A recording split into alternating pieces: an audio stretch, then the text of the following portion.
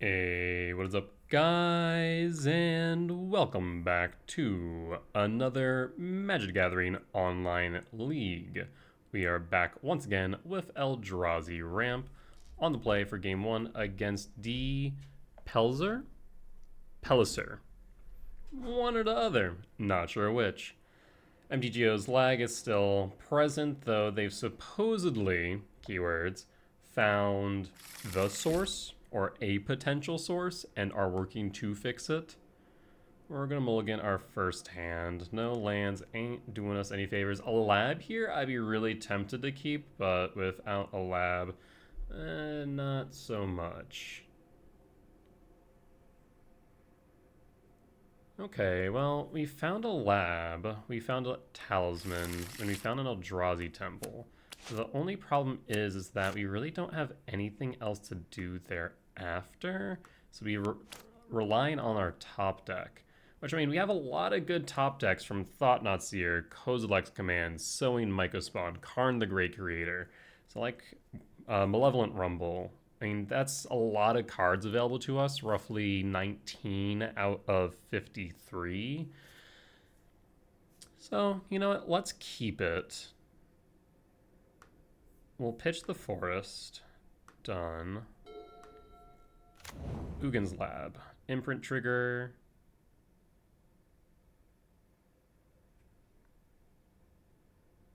Opponent's thinking. Not sure about what, but they're thinking.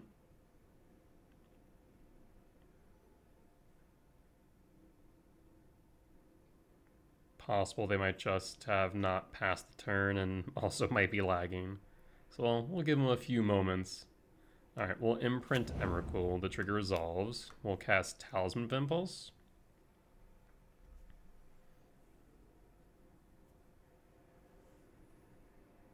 Or at least attempt to cast Talisman of Impulse. The real counterspell here is Moto. Talisman resolves, and we'll pass the turn. Depending on what we draw into, we might play the Temple, we might play the Verdant Catacombs. Tamiyo. Well, there's Karn off the bat. So if this is an artifact-based deck, then Karn's going to be a fantastic choice. So we'll go Eldrazi Temple. Cast Karn the Great Creator. Does Karn resolve? Karn resolves. Well, they don't have a threat on board right now, and they've only shown me blue, which is pretty non-aggressive. So let's go for a Liquid Metal Coating and see about closing out the game. You can't play Magic if you got no lands, friend. Scalding Tarn.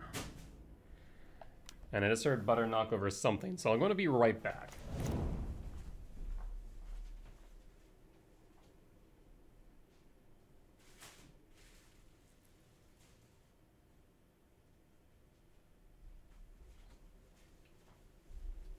Apparently that something was toilet paper. Now, why did he knock over toilet paper? Your guess is as good as mine, but he did. Let's go ahead and cast Liquid Metal Coating. Does Liquid Metal Coating resolve? You have a counterspell? A Spell Snare. Okay, so it could be Jeskai. So if it's a control style deck, I'm thinking they don't have a lot of solutions to Ensnaring Bridge outside of counterspells. Let's crack Verdant Catacombs. Let's grab a Forest. Let's play Ensnaring Bridge. Do you have a counter for this? Because I think your only out, if that's the case, is likely going to be Sink into Stupor. And the only control deck that I know that plays Spell Snare is Oculus. And if I remember correctly, they're only on 2 Sink into Stupors, meaning that nothing will be able to attack except for Tamiyo, except for Frog. But if I can get these cards out of my hand, they're going to be in trouble. So I think we're in a good position overall. Tamiyo will attack, make another clue. Can't really do much with that. We'll start getting rid of those clues of Karn. Even better yet, so let's take up of Karn, get rid of a clue. Start off there.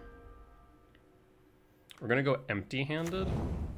Now, that will mean that Tamiyo can still attack. Do you want to note that? So I actually want to get rid of Tamiyo, I think.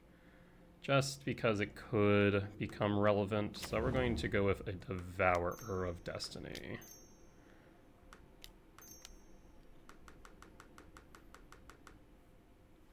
Cast trigger, targets. Doesn't look like the body will resolve, but the trigger likely will. Unless they have a main deck consigned memory, which is not uncommon. We'll see the counterspell. Tamiyo will disappear. That's a Xander's Lounge. Okay, this makes it a bit more interesting. So this might be Grixis Reanimator then? Interesting. Well, even then, they're going to have a hard time dealing with Karn, as well as this Ensnaring Bridge.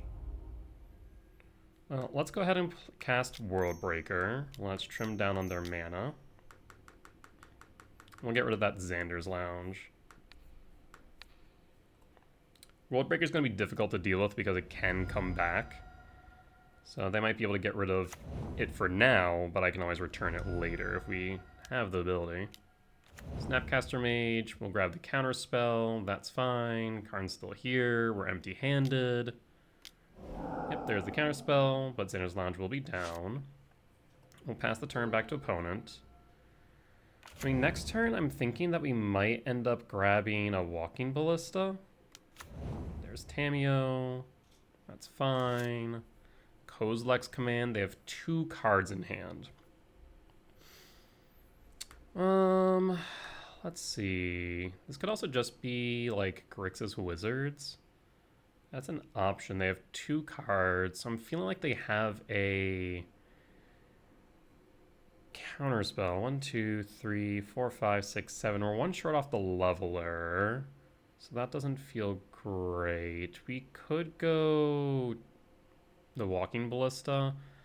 I think what I'll do is use this Kozilek's Command as a permission spell. I will tick up with Karn. And then we're going to use this command as a permission spell. See if this resolves. We'll do that on their upkeep specifically. So let's go ahead and... You know, let's go ahead and make some spawns and scry. I'm gonna hold up 3 mana, I think, so we can bring back Breaker. Just in case this gets countered.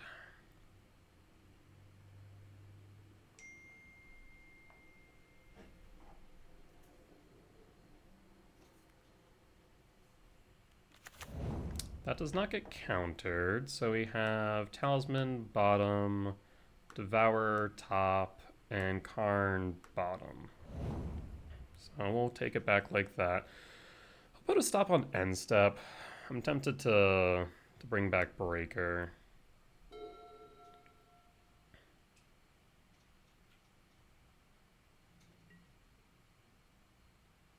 I mean, Tamiyo can attack and get a clue for what it's worth. Yep. There's a consider. Considering your options, sure. Are you gonna try and flip Tamiyo? You might. Gonna bring in that tapped. I think we can hold off on the Breaker for now. Windswept Heath. And then let's actually crack Windswept Heath. Grab a forest. Go ahead and cast, let's see, that's 4, 5, 6, 7. Let's get rid of Tamiyo.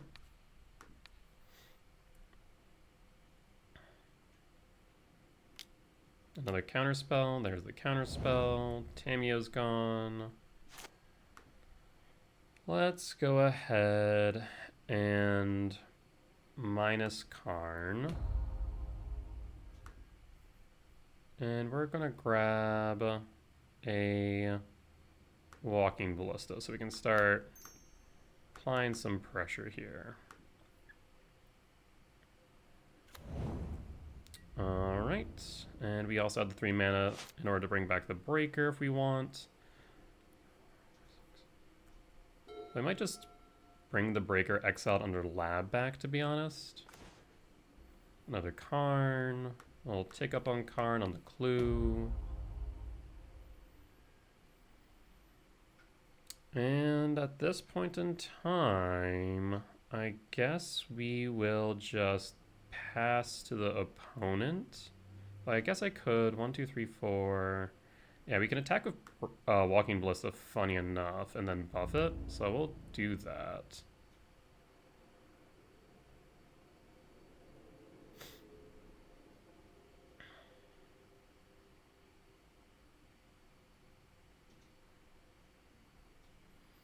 I think what I do want to set up is a Haywire Mite into an Emrakul or Breaker so we can start beating face, so we can exile a bridge on their end step, cast Emrakul on our turn, on their second turn, then we can exile the bridge and have an Emrakul attacking in.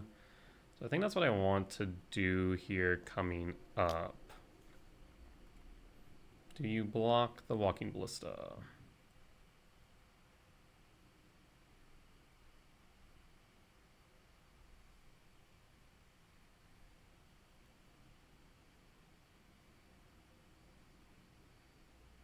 Opponent's thinking.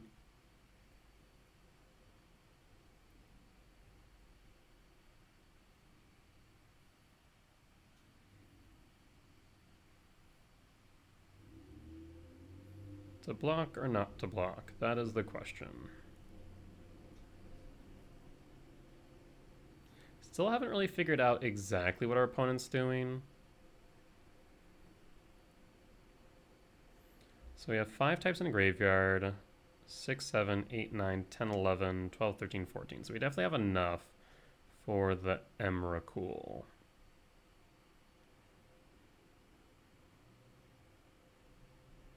I just want to make sure it resolves. And if it doesn't, that we have additional threats on board. Alright, so they did not. I will put a counter on Walking Ballista. To damage. Do a couple damage, and pass.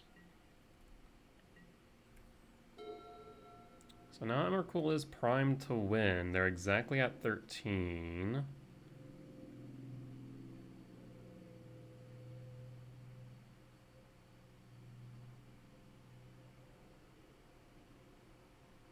And the longer this goes, the better off I am. We draw.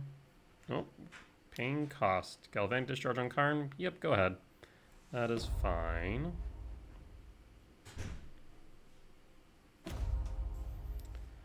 Well, let's go ahead and attack with Walking Ballista again.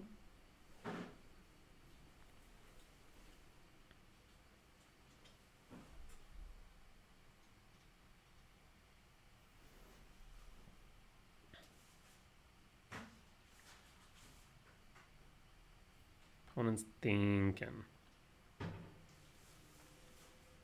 Nice part is I can manipulate bridge really well alongside Walking Ballista. We'll attack with Ballista and always make it so that we can attack with Ballista and they can't attack back.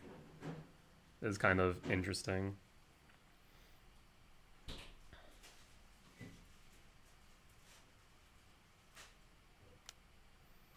Alright, 2 blocks. No blocks again. Well, let's go ahead and put a counter on Walking Ballista. And then let's go ahead and cast 3, 4, 5, 6, 7. Cast Devour of Destiny, exiling the Snapcaster Mage. And they'll probably counter it, but Snapcaster's off board.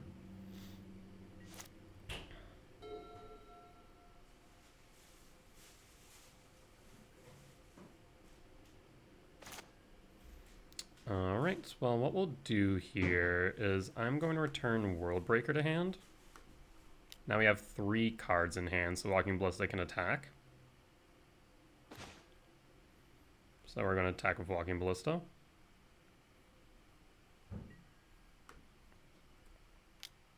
There's going to be no blocks.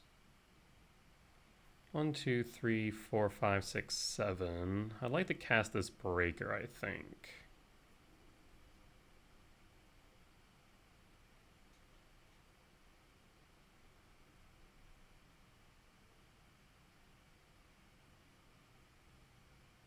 Yeah, I thought about just bringing up the Emrakul, but like if they counter it, it's kind of a do-nothing. They draw an extra card, versus right now I just have a decent clock and I can manipulate whether or not they can attack.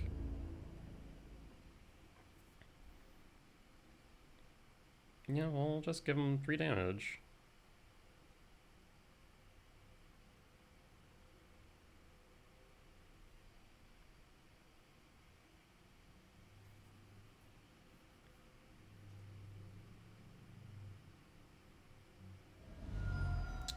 Alright, well, let's go ahead and cast 1, 2, 3, 4, 5, 6, 7.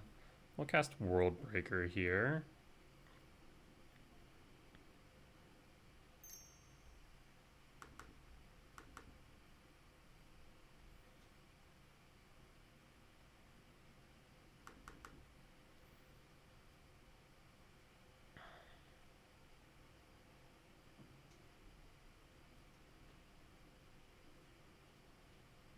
MTGO is thinking.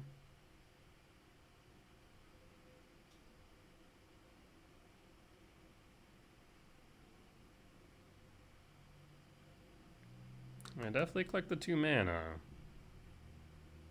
Yeah, we have to be missing, like, losing out on minutes due to this lag. It's not insignificant. I don't think, like, I play Lotus Field combo in Pioneer. I don't think I could play Lotus Field combo right now. I think it would be quite literally impossible.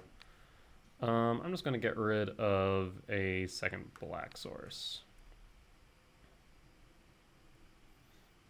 I mean, next turn we can cast Karn, Otawara.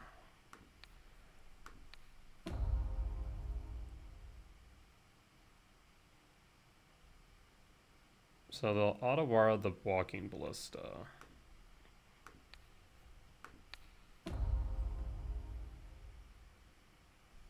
Let's save the targets. And we'll let it get bounced to hand. This is actually fine. World Breaker resolves, and I can actually do a lot next turn. Unless they have a blocker.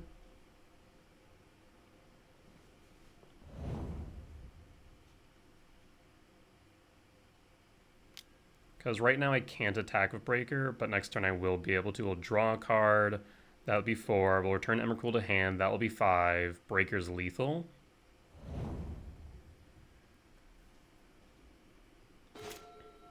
Alright, let's return Emrakul to hand.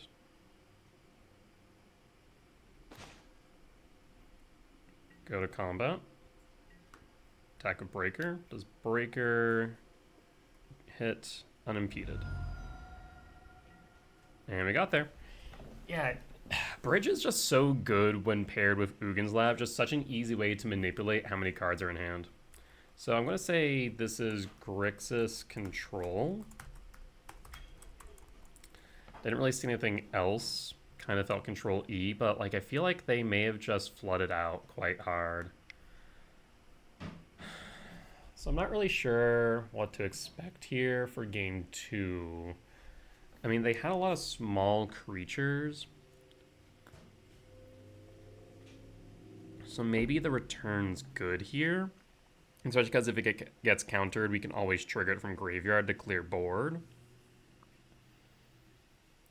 Like, I'm half tempted to bring in Stonebrain, but I don't know what their win condition is. So I think we might just run it back as is.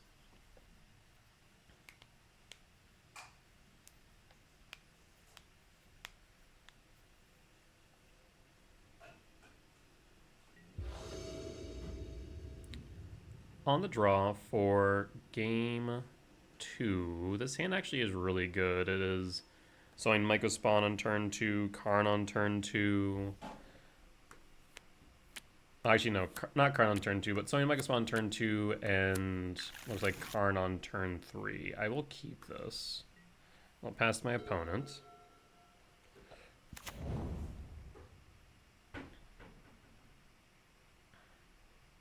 They put Spell Snare into the graveyard. That is fine.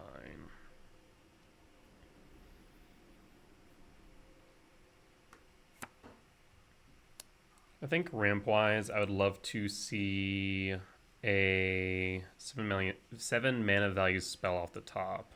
Although it says it's my turn, but still showing their clock ticking down with the Surveil trigger on top.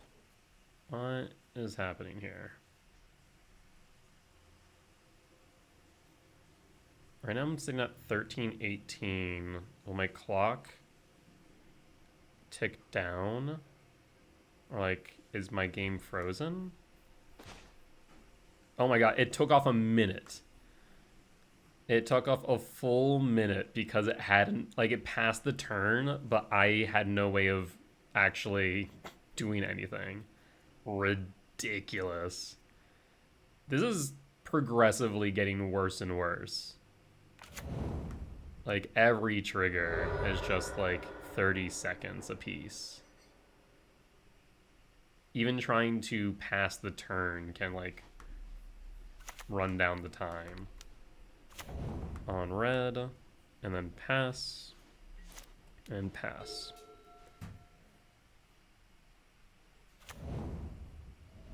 Shocking in a Watery Grave. There's a Tamiyo.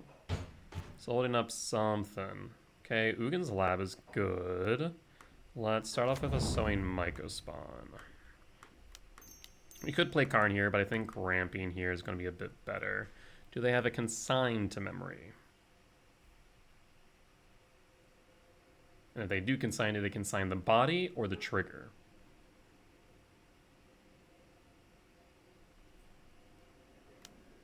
Tune the narrative, so no consign. They do get some energy, though. I'll grab another... Actually, that's tempting. Going Ugin's Lab, tucking the Emrakul. I think I do like that. So let's grab Ugin's Lab. We're going to imprint the Emrakul. And then cast the Talisman and pass. So that was a pretty productive turn for a ramp. We went from 4 mana up to, well, I guess technically 3 mana up to 1, 3, 5, 6. So we doubled the amount of mana we have. Well, let's see if Karn the Great Creator resolves.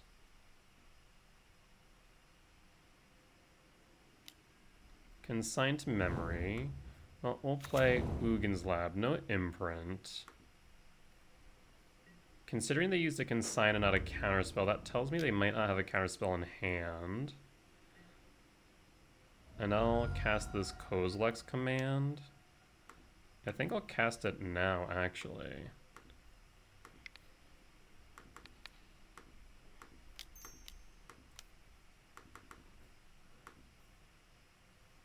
See if you have a force in hand. You do not. There's a Kozilek's return. Not sure I'm really feeling that. We have 1, 2, 3, 4, 5, 6, 7, 8, 9, 10, 11, 12. Well, okay. So we will top the Windswept Teeth, bottom the return, draw this Windswept Teeth, and pass. So we can cast Emrakul next turn, depending on what they do. Otherwise, we'll probably just cast Karn, try and chip through all their counterspells. Tamiyo will trigger, that's fine. Well, let's play the forest. We'll go attacking with the Mycospawn, see if they have anything to interact with it. They do not. So in that case, let's just try and resolve Karn here. Does Karn resolve? Karn eats a counterspell. That is fine. We'll return Emrakul on end step in that case. We have 4 card types. So 5, 6, 7, 8, 9, 10, 11, 12, 13. Yeah, we have more than enough mana, even if they were to play a Harbinger of the Seas. Well, we will want to give us the ability to respond in case they do cast that. Well, it's possible they might just try and flip the Tamiyo.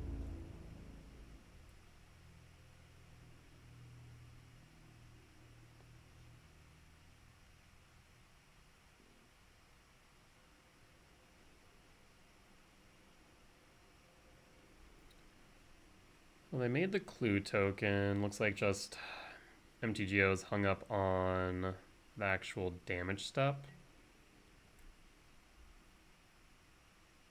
And now the transition between main and end. I'm always tempted to press OK again, but I know the moment I do, I'm going to skip through like an entire phase.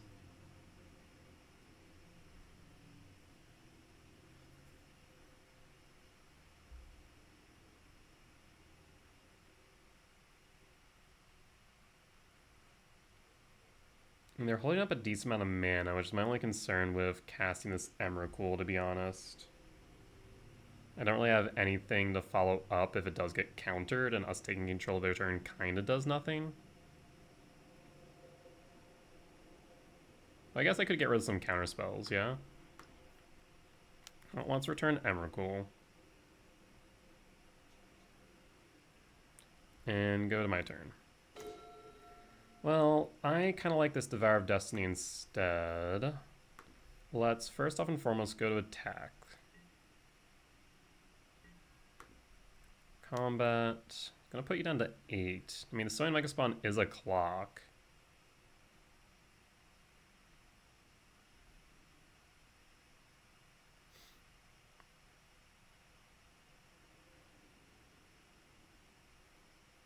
Four unknown cards in hand. Well, let's go ahead and cast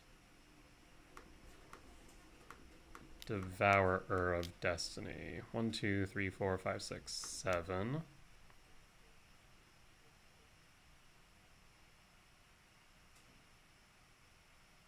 Down to 8 minutes. Oh, we're going to go ahead and exile Tamiyo.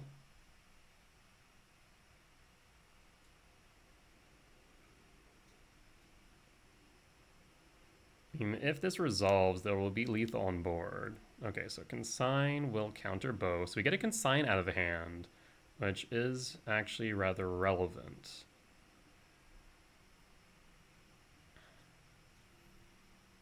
Alright, well, let's pass the turn.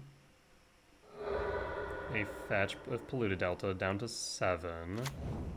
There's Xander's Lounge.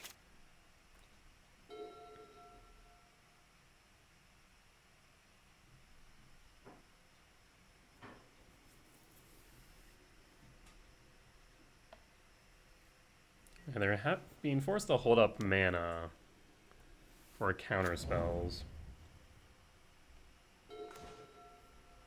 Alright, Kozilek's command. Well, let's play the Windswept Teeth, crack the Windswept Teeth. This way we can hold up some additional mana. Grab a forest. Let's go to combat first. Attack with Sowing Mega Spawn. This will put you down to 4. We're going to go ahead and cast 2, 3, 4, 5, 6, 7, 8. So we can cast the Kozilek's command X1 if we want. You have a counter spell. Snapcaster. Targeting Consigned Memory. In response, I'm going to exile target creature as well as exile target card from grave. Creature, Consigned Memory. Done. Sacrifice spawn, talisman. And done. Pass the turn. Do you have a counter spell as backup? I don't think you do. Which means Emrakul resolves. And we get there. Good frickin' stuff. Alright, kind of close on time. I don't think my opponent was being affected by the lag as much as me. They had 16 minutes on the clock. I had down to 7. I feel like tonight's challenge is going to be rough. With that being said, though, clean 2-0 against what looked to be Grixis Control. So I'm pretty happy with that overall. And with that being said, we'll be back for match 2. Alright, and we are back for match 2 on the draw for game 1. Yeah, it's not great, but it's not horrible either. So I think I'll keep this. I will keep. Allows the ramp pretty heavily off start. Inspiring Vantage. Okay, so this is energy most likely. Well, let's go turn 1. Utopia Sprawl on red. I think we do have a Kozilek's return to deal with the Ocelot Pride and its tokens.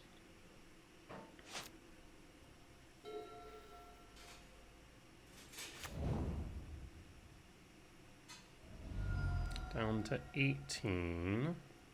Are we going to see a Johnny? If so, we might be tempted to Kozilek's return a bit early. Little attack. Maybe a Thraben Charm? They didn't do anything with the mana, so I'm a bit confused. Well, let's go Shifting Woodland. Let's target this forest. Generate green. So we have green, red, green. Then I'm going to use the red and the green to play the Talisman. With the Talisman, I'm then going to cast Malevolent Rumble. All on turn 2, mind you. All on turn 2. So we have 1, 2, 3, 4, 5, 6 mana of Sowing Mycospawn. So we can kick next turn. Alright, we'll hold up the ability to respond. If we feel the need... you know what they're going to play? They're going to flash in Felia. Interesting. I feel like a lot of... They didn't flash in Felia. Why did they put in the Sacred Foundry Shock then? I'm confused. Huh. Maybe they misplayed? Well, I shocked in the Foundry again.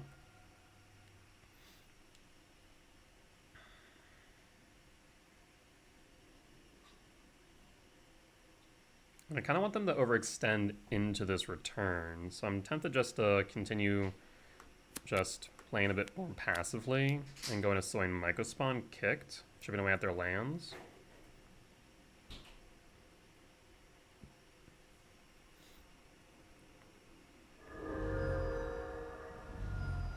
Down to 17.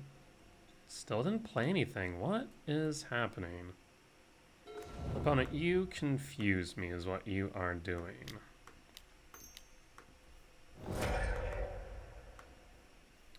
Well, we'll get rid of Inspiring Vantage, and we'll continue to ramp with a Eldrazi Temple.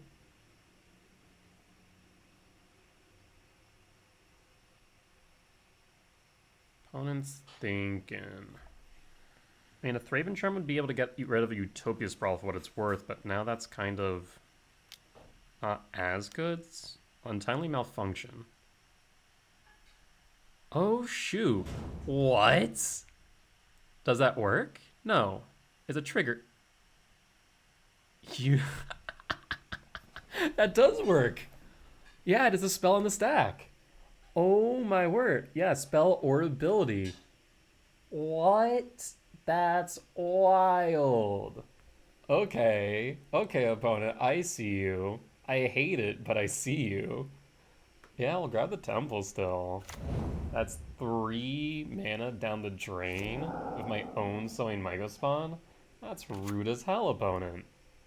Why do you have that main deck? I don't understand. But it worked, so I can't really say much. What a wild thing to do. Discharge? Yeah, you'll... Wait, you only have 3... Oh, I guess it's 3. Why did I think for a second that's when Mycospawn was 4 power and toughness? Imagine. They still haven't played anything else other than these Ocelot Prides. Like I said, this is going to go up to 4, 8. Goblin Bombardment's a bit rough, not going to lie. Emrakul. If I have 10, if I still had that land, I would be able to cast an Emrakul right now. That would have been so good. Alright, opponent. Alright, I see you. Let's go ahead and Sowing Mycospawn again. This time we're going to only generate mana. We're not going to exile. So I'll grab a Eldrazi Temple. And pass. And I guess you could throw 3 cats at my sewing Mycospawn, another discharge. Okay. That's going to be 4 damage. They're going to generate 2 tokens at least. So we have 6, 7, 8, 9, 10, 11, 12, or 1 off the Emrakul. So right now we're going to take 4 down to 10, and then be at a theoretical, what, 4? A World Breaker. 1, 2, 3, 4, 5, 6. So we're at 11. Yeah, I guess we just hold up the return.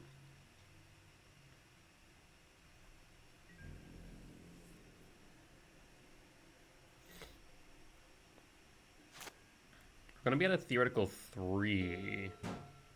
Because we're going to have to pay 1 for the impulse. That play with that Untimely Malfunction was probably the best play made this entire game. Wild stuff. Well, let's go ahead and cast Return. And then I'll end up taking 6 here down to 4. Actually down to 3, so a Flage kills me. A Johnny kills me. So we're definitely in dire straits now.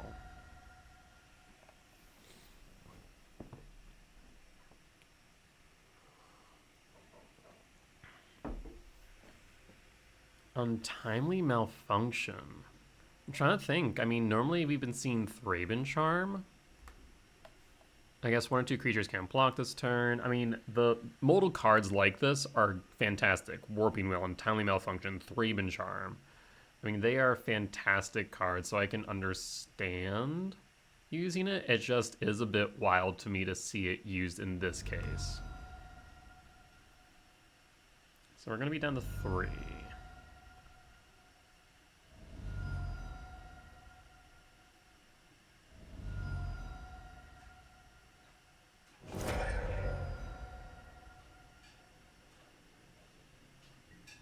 Alright, well, let's see if you have a Bolt and or a Flage. Like I said, Bolt, Flage, a Johnny, all kill me.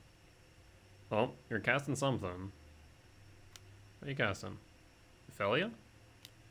Thraben Charm. Okay, get rid of my graveyard so I can't cast an Emrakul. That's rude. Okay, that's all.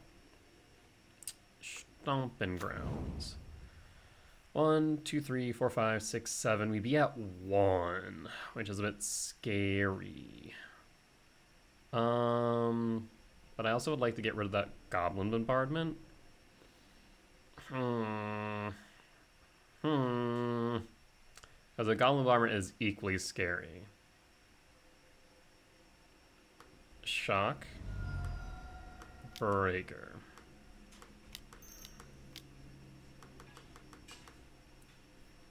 Get rid of the bombardment. So now the main thing that kills us is Flage. Flage and Bolt. Those would be the main 2 things.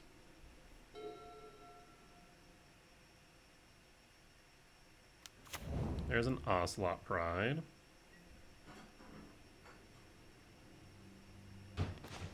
Another Karn. Well, let's go ahead and cast Karn the Great Creator. We're going to minus Karn the Great Creator. We'll go ahead and grab a Haywire Mite, methinks. Yeah, I think trying to gain some life here is relevant. I don't think I can really attack, unfortunately. They have something at instant speed. What is it?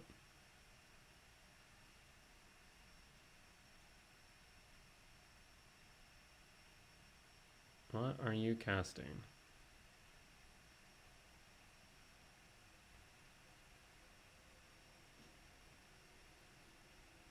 I mean, if you have the Bolt, you win.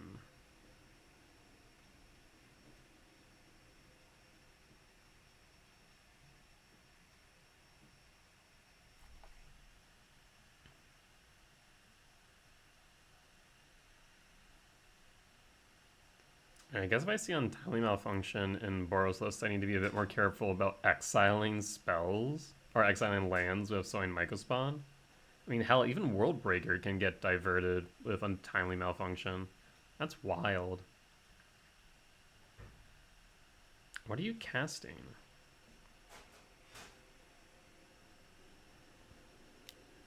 Oh, Discharge on Karn. That's fine. You got it, friend. You're empty-handed. We can't really attack because if they top deck a Static Prison, then we just lose. So we'll let Galvanic Discharge resolve and then pass the turn back to opponent and pray that we don't die.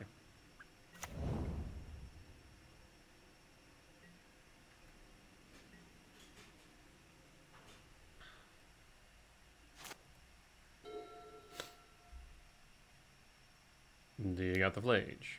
That's 1 mana. That's 2 mana. That's a Flage. Yeah. Alright, well. A lot of unexpected stuff in this list. I like it. Lots of spice. Boros Energy. Lost for game 1. And we run it back as is. No changes.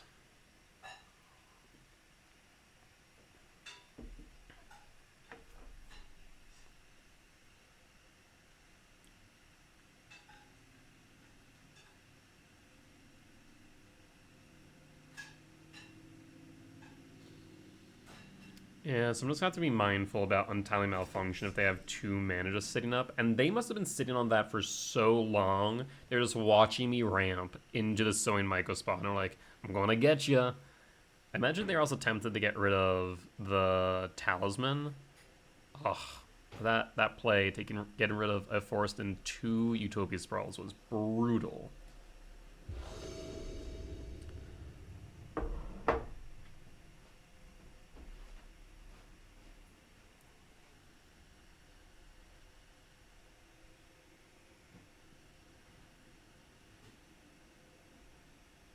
MTGO's thinking. Alright, on the play for game 2, this hand is not keepable, unfortunately. This hand is keepable, though. So I'll keep this. We want Lab. We want... Well, actually, might want to play that green source first, then the Lab, then the Rumble. Cavern Souls or Signet of Ugin. I think we get rid of Cavern Souls. We already have a green source, though. Yeah, no, that's fine either ways. Either ways, that will result in me not having a green source if they have whatchamacallit, a Blood Moon. So we'll keep. We'll play Shifting Woodland tapped and pass.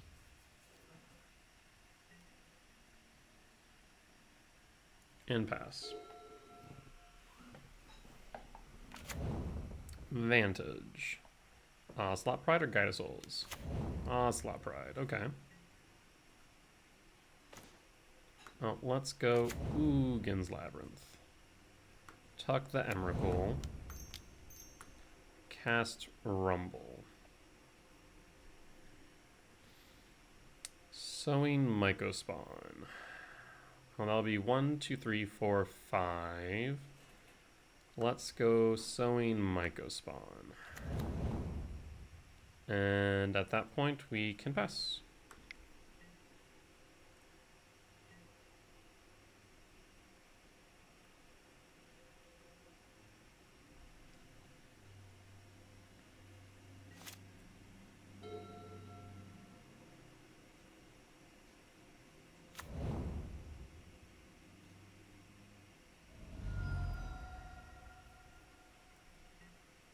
Attacking with the Ocelot Pride.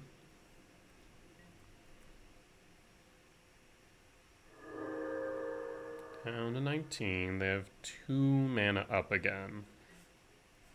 They're holding it, so this feels like an Untimely Malfunction. So we're definitely not kicking the Mycospawn. We'll play a Sanctum of Ugin. cast Sowing Mycospawn. We'll grab a temple, and we'll pass. I guess actually I should hold up the ability to respond to them targeting the Eldrazi spawn.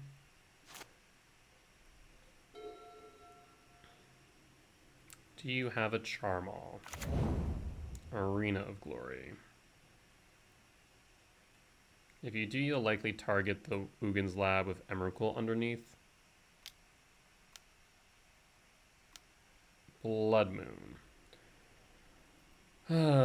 Yes. That means I have no sources. So I might as well go ahead and scry exile. Like, I want this colorless source. And if they're just going to be doing this, then I might as well cycle now. Let's see if I can find a talisman. I mean, that's a forest, so that's helpful as we don't have any green sources otherwise. So I will put that on top. And then pass. I will note they have no white sources, which is actually really relevant in this matchup. 1, 2, 3, 4, 5, 6. One short of the breaker. Well, no real reason to give them the opportunity to attack, so we'll just run it back as is.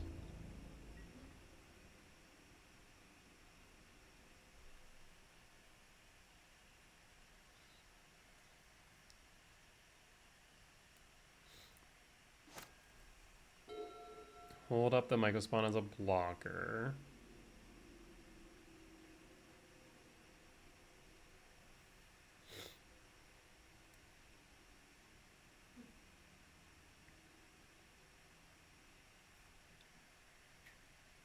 Alright, what you got here?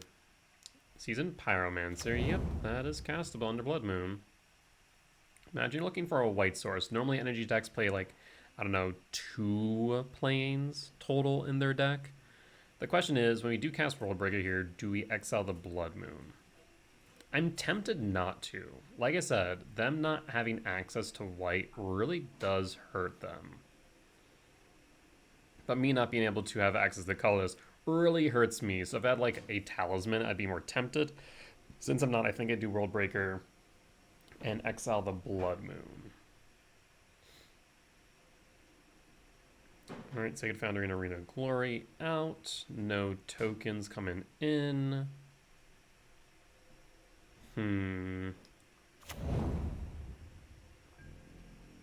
There's an Arid Mesa. There's Devourer. Yeah, I think as much as I do like breaking them on white sources, I think casting the World Breaker is correct to get rid of the Blood Moon.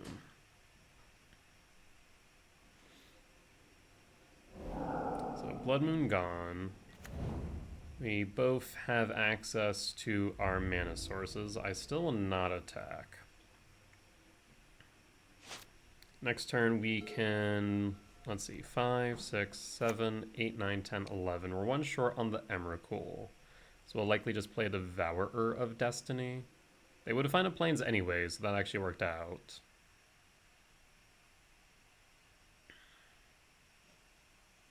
Question is, do you have a Charmal?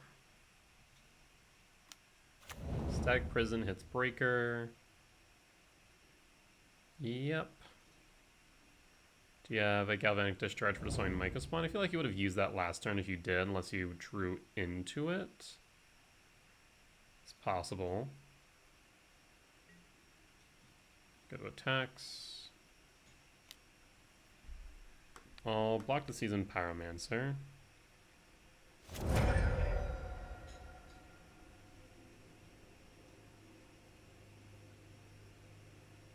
I guess you... Why would you do that? I'm trying to think. Gollum Barman, sack the cat, target a Mycospawn? That's fine. In fact, that adds another type to my yard. 7, 8, 9, 10, 11, 12. So we're one short of an Emrakul. That may have not been the wisest decision in the world. We do shock. There's a Kozilek's return. Well, let's go ahead and cast one too many doy. Devourer of Destiny. I want to get rid of that Goblin Bombardment, I think. At the same time, the Static Prison would be good. Yeah, we'll get rid of the Static Prison. Do I want to activate Sanctum of Ugin right now? 1, 2, 3, 4, 5, 6. One land would be 7. I mean, otherwise we could 1, 2, 3, 4, 5, 6, 7. We could grab a Breaker. We could grab another Devourer. There's a lot we can do. I think I'll say yes. We will sack it. And I will grab a Devourer. I think Devourer kind of fits the bill here more than anything else.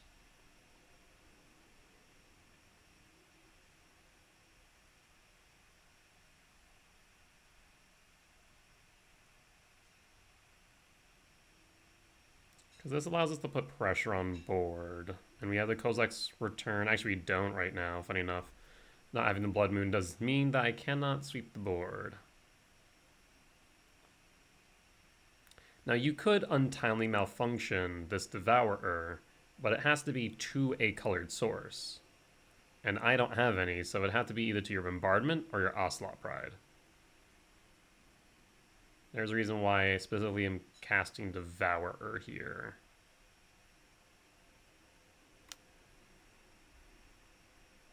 Imagine if I casted Emrakul and they had changed the target to take control of my turn. That would be hysterical. This entirely function like generally gives me something to think about with these single target triggers. It's some really interesting tech. Well, down to 1 energy.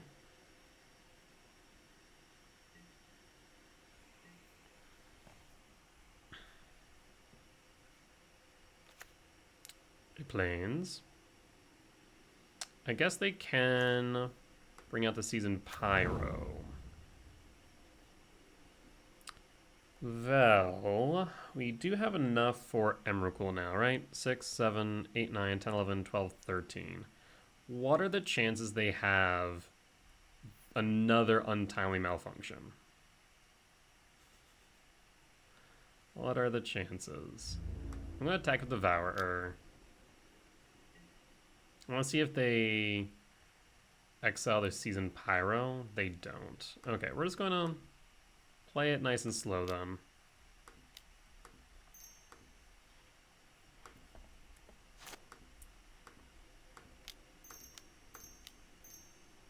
And we're going to bring out Devourer of Destiny.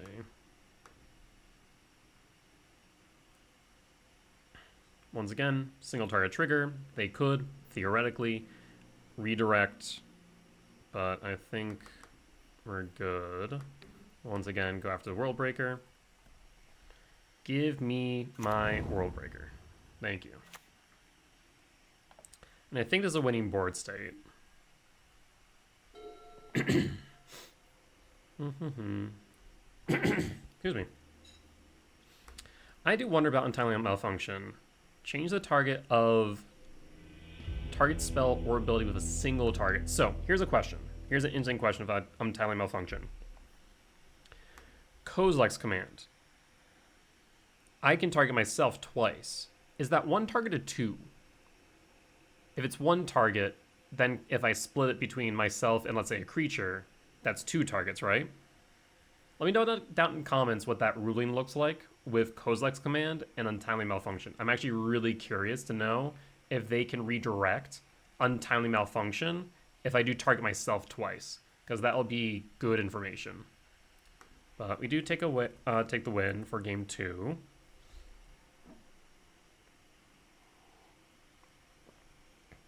Excuse me. And let's run it back.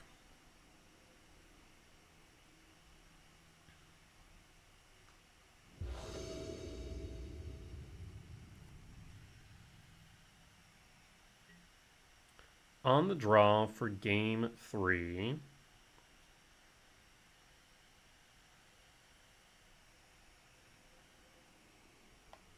This is good.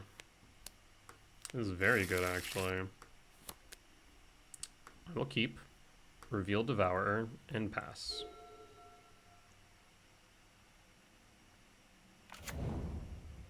Sacred Foundry, shock.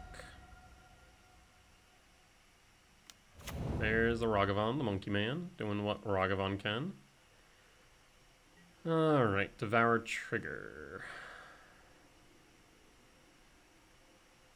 A second Sowing Mycospawn. Well, I do like the sound of that. GG for all the bananas. Let's grab the Sowing Mycospawn. So we now do have the option to ramp and kick.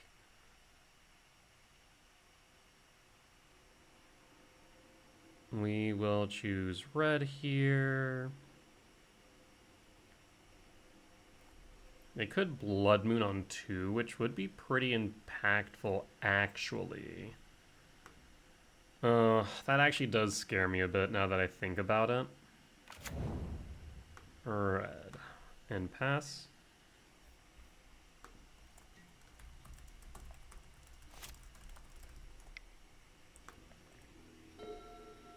Yeah, opponent's stand's been really laggy for them. It's been a bit better this game than last game for some reason for me. I have no idea why.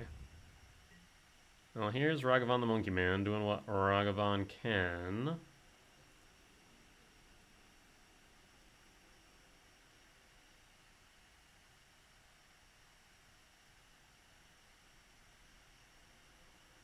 Ragavan will attack. The question is, what will Ragavan take off the top of my deck?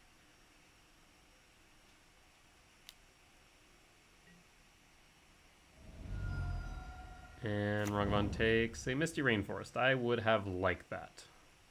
That would have been good, especially if you do have a Blood Moon. That would be unfortunate.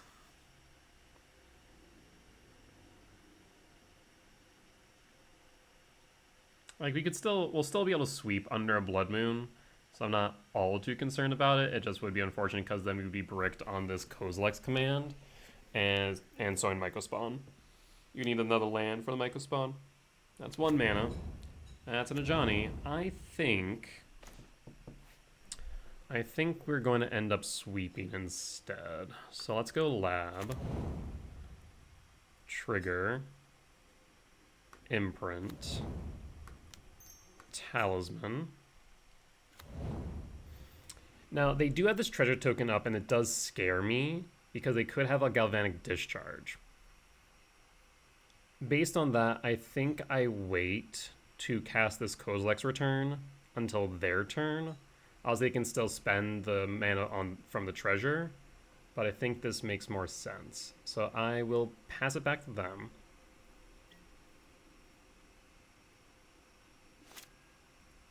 Imagine we'll go to combat before they do anything. There's a Plains. Go to attacks. Well, let's go ahead and cast the return. Okay, no Galvanic Discharge. Good stuff.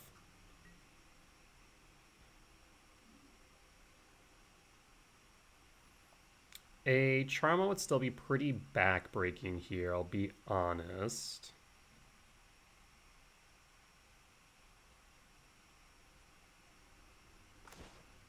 Okay, so we have the ability to kick the Mycospawn. We are not kicking the Mycospawn. Not when they have that much mana up right now. I think not.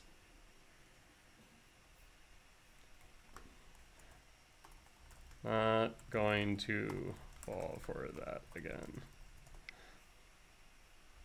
All right, we'll grab... Oh, let's see, we have 1, 2, 3. We could grab Sanctum of Ugin. 1, 2, 3, 4, 5, 6, 7. Yes, so let's grab Sanctum of Ugin. Resolve.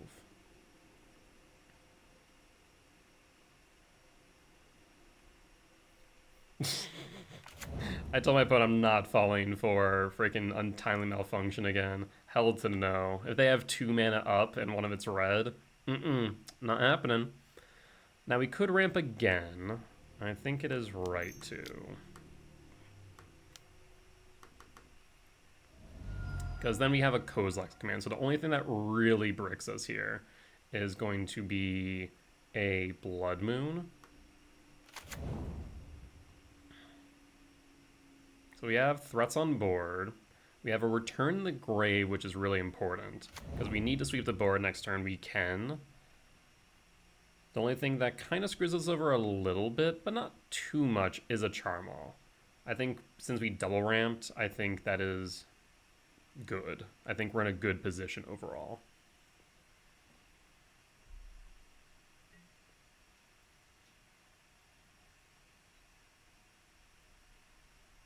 It is really interesting to see Untimely Malfunction be used, and used effectively. Modal cards are scary. But now we have a 3-turn clock on board.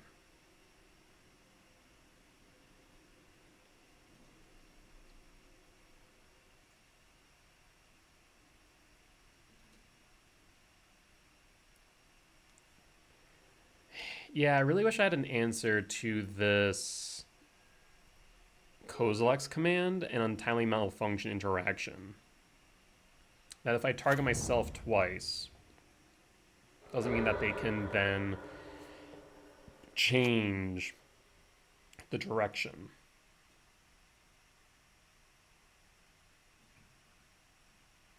A Blood Moon here would be unfortunate, but not the end of the world. You have plenty of mana. Okay, there's the Blood Moon. I am tempted to cycle this command.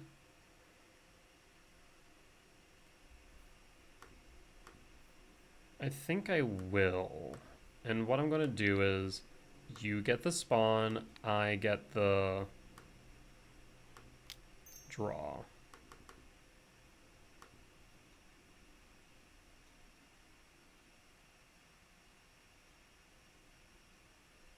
Let me ask my opponent. Do you know how malfunction interacts with command? That second talisman is actually really important here, because this is going to be a second colorless source now.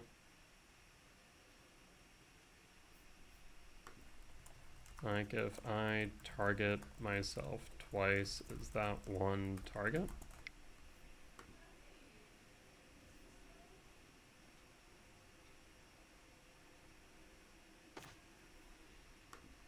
Here's a forest.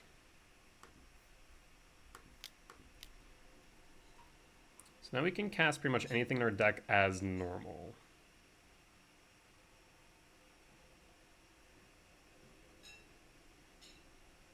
Has to be a single target, doesn't work with that spell. Okay, really good to know.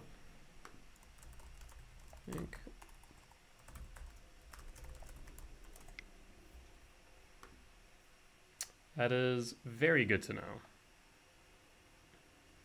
Try, but didn't work. Alright, well let's attack in with the Mega Spawns. I mean, we have 1, 2, 3, 4, 5, 6, 7, 8, 9 mana. We can play everything but Emrakul, and we're only short on 2 mana for Emrakul. So, I mean, we're in a good spot, but it depends on what they have in hand. 2. There's a Flage. They'll take out a Myco Spawn, I imagine. Yep, Myco Spawn down, up to 14. 3 cards in grave. Flage. Okay, 4 cards in grave. So top decking a Karn here would be fantastic.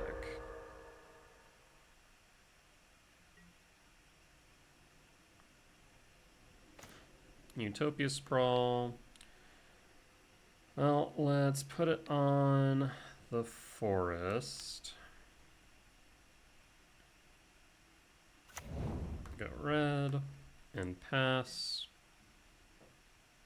So they need one more card to escape.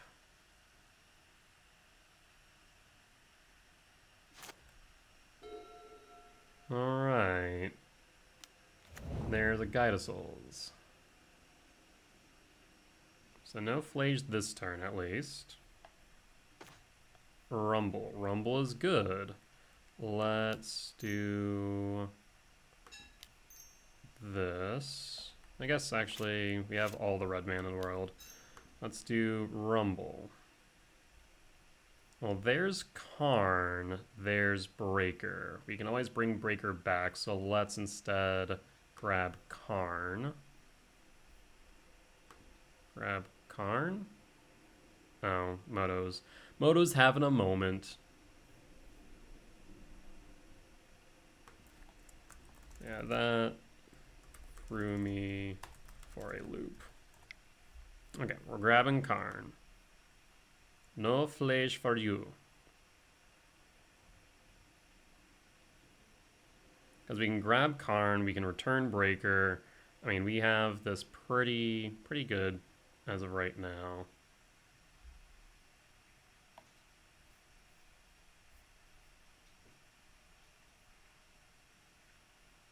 I have a Guide of Souls in hand.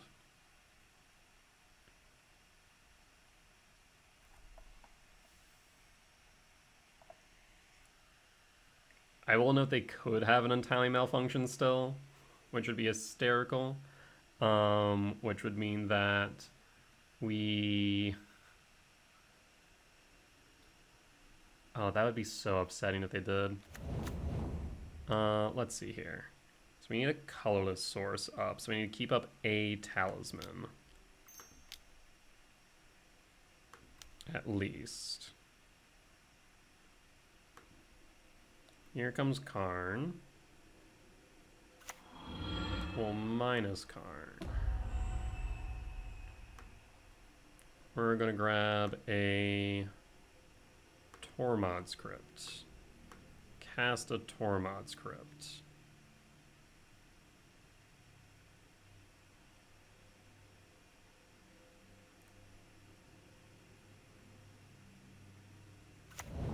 Alright, we'll go to their upkeep.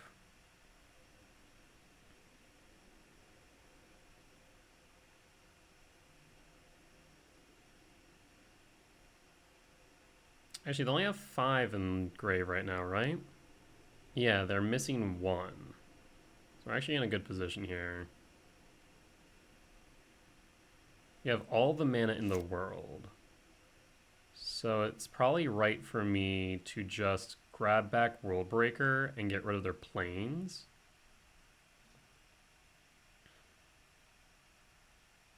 We'll do that on end step.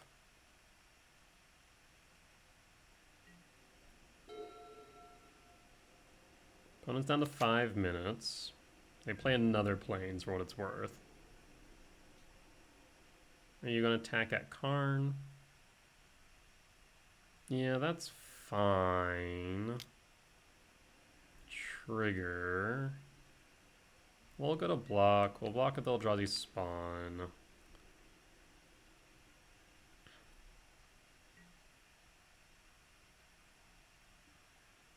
Go to end step. Let's return the breaker. 1, 2, 3.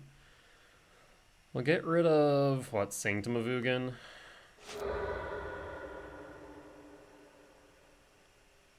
And draw.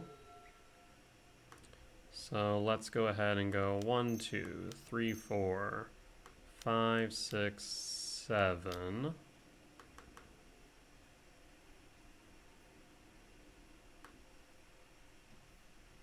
Breaker, target, planes.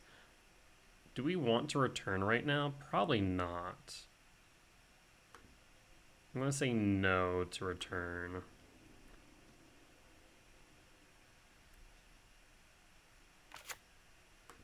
I will minus Karn. And we'll also grab a liquid metal coating. Just try and chip away at their mana base. We'll go to upkeep, we'll get rid of a plains. Or rather, at least turn a plains off.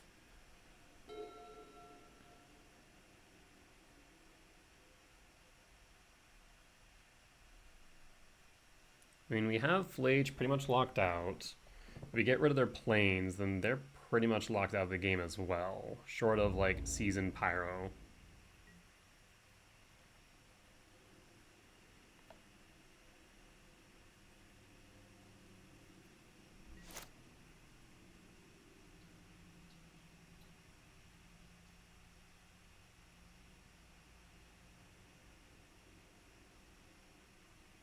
Cost on upkeep. Orange Chant. That is fine. It is kicked, so I can't cast anything, but I don't really need to. Well, that Walking Ballista would be nice. Not Walking Ballista, that World Breaker would be nice, actually. Tick up on Karn. This does mean on upkeep I will need to... Actually, yes, I still will need to, because if they have a plains, they'll be able to play it.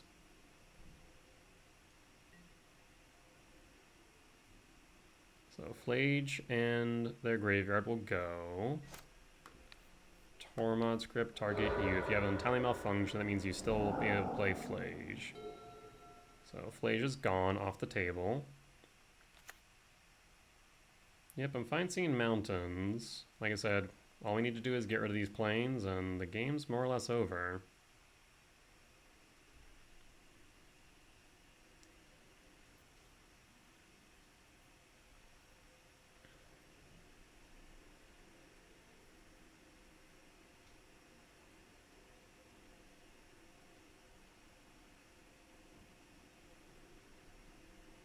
I think my opponent might actually time out to the lag by the time I kill them. If I can discharge on Karn, that's fine. 1, 2, 3, 4, 5, 6, 7. So we can't do Karn and Breaker. We can do Karn or Breaker. We'll just play the Breaker.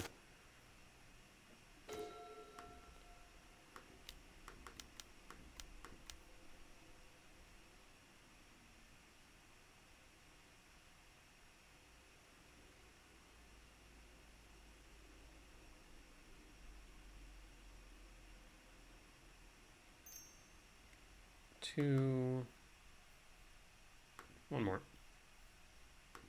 Target the plains. Still no reason to trigger this return.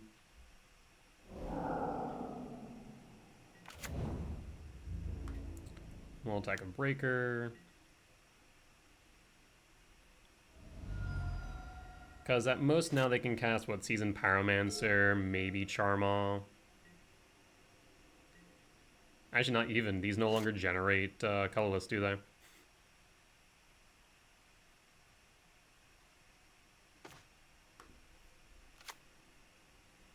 Well, let's go ahead and go to attacks.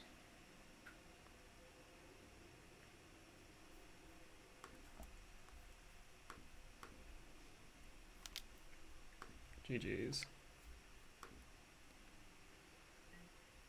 Well, I think my opponent is either conceding or thinking that things will not go very far. Well, let's go ahead and cast Karn. We'll take up on your Sacred Foundry. Actually, why do I even need to do that? 1, 2, 3, 4. Yeah, we can just minus Karn.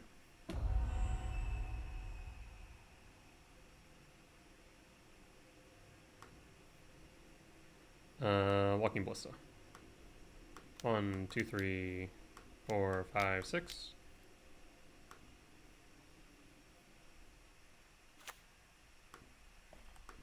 Let's save targets, please. Make my life easy. And remove another counter.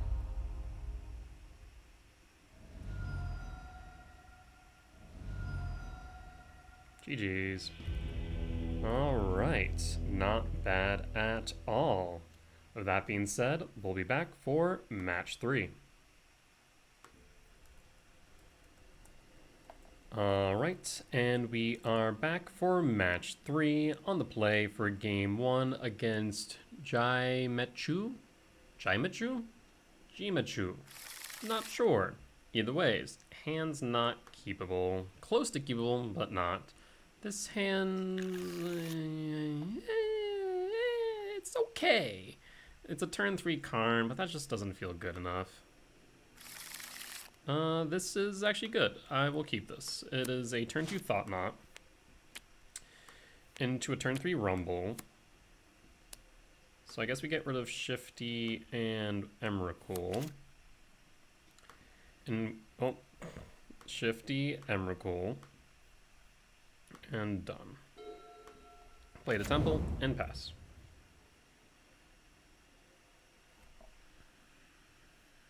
And pass. Xander's Lounge. Okay, it could be a few things. Let's go Eldrazi Temple, and let's take a peek, shall we? What you got there, opponent? What you playing? Can I see? Could be Creativity, could be Rhinos, could be Omnath, question mark? Domain? Okay, Domain Rhinos. Well, there's a force negation. I kind of want to get rid of that force. At the same time, they have Island Swamp. They will be able to play the Draco, which is a bit annoying. I think we need to get rid of the force, because I think we have other ways of dealing with everything else, but if they were to force the Malevolent Rumble, we will be in a little bit of trouble. We'll probably go Misty, yep. Crack it for a what? White-green? Yep, white-green, and then play Draco. Yep. One unknown in hand. Now, let's go Forest. Let's Rumble. So, we have 2, 4, 5, 6, 7. So we could go Breaker here. Breaker is a good blocker. So I think we do go ahead with Breaker. And then pass the turn. I will not attack, even though... maybe I should have attacked because it's not like we can block, right? I doubt they're going to block either. Yeah, probably was right to attack. In all reality, probably was correct to attack. Alright, Steam Vents, Shock, Charles Agent. Charles Agent, yes. There's a Crashing Footfalls. So, Rainbow Rhinos, 2 unknowns in hand. Another Breaker, we love to see that. Wooded Foothills, crack. Let's grab a Forest. Actually... okay, so... could we be greedy? Yes, we could try and go Utopia Sprawl and have 1 more mana. It would be mana neutral, and the benefit of it is the fact that we can play the next Breaker next turn without any issue. So, I will do that. Thankfully it did resolve. If it didn't, that would have been backbreaking. So I'm really glad we did take that force.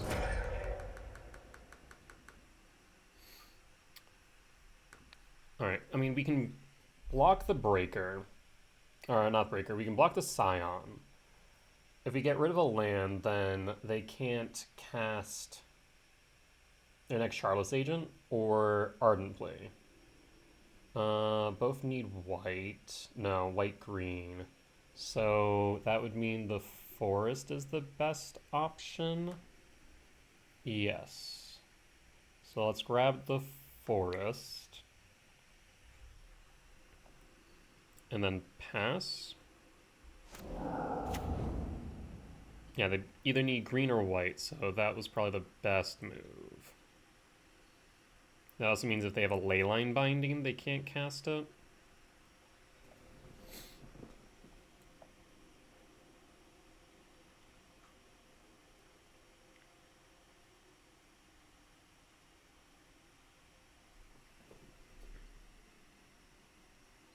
The biggest threat here is that they overwhelm us with rhinos.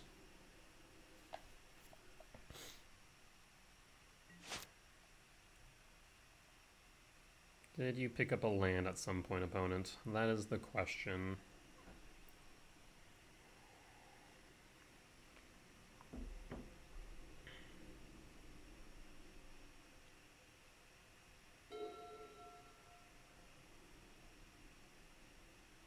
Main phase 1, do you have a white source or a fetch?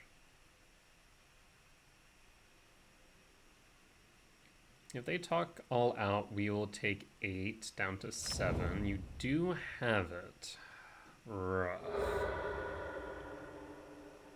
So we'll either see another Shardless Agent or a Ardent play. Imagine the Shardless Agent to apply more pressure. That is a bit rough, I'm not gonna lie. There's the white source, so that would only be for Shardless unless they go Leyline Binding. Well, we'll block Draco, we'll block you. We'll take 8 down to 7 as we said. Kind of confused by this play, not gonna lie, especially because now they Ardently. Do they not have another green source? Fascinating.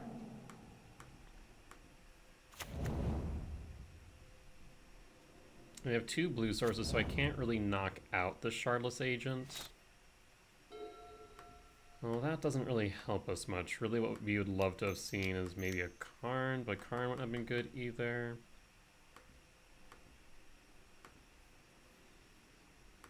Well, let's go ahead and knock out, I guess, the white source again. Just in case for a leyline binding. And we have to hold back blockers. We can block 3 and go down to 3. Now if they have a Fire Ice, we're in trouble. Because Fire Ice is, I think, tap 1 target permanent. Even that will kill us. So Fire Ice will end us. Binding would have ended us as well. Because we have to block 3. Mr. Rainforest, that's unfortunate. Now you didn't find a green source before for the Shardless Agent, and that confused me. Do you find a green source this time? You do, so you do have the forest after all. Imagine you attack in, and then cast the agent, or will you just go for the agent and try and overwhelm the board state? Looks like I'm gonna go to agent, try and overwhelm the board state. This is the 3rd Footfalls now. 18 cards revealed. Let's see if there's any spice here. Nothing unusual. I mean, it's best that you just sit back, I think, for a turn. The question is, what can you get blown out by?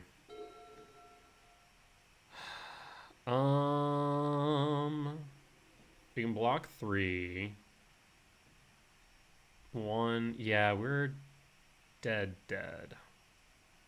There is nothing we can do here. We block 1, 2, 3, 1, 5, 9, 11. So yeah, we will take 11 damage from 7 down to -4. We need 1 more blocker. What could we have gotten off the top that would have saved us? We're short 1 on Emrakul. So that wasn't an option.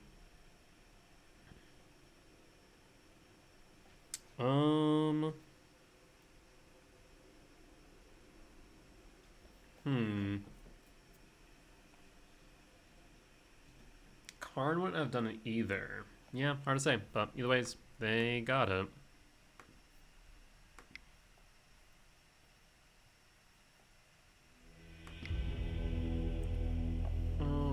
right. Well, as far as Crashing Footfalls is concerned, we don't really do much here, do we? Like, we could argue to bring a Haywire Mite in, maybe. Let's like run 61. This more Domain Zoo style. And so this will at least let us get rid of a Leyline Binding or a Guild Pact, etc. So I think we run it back like this.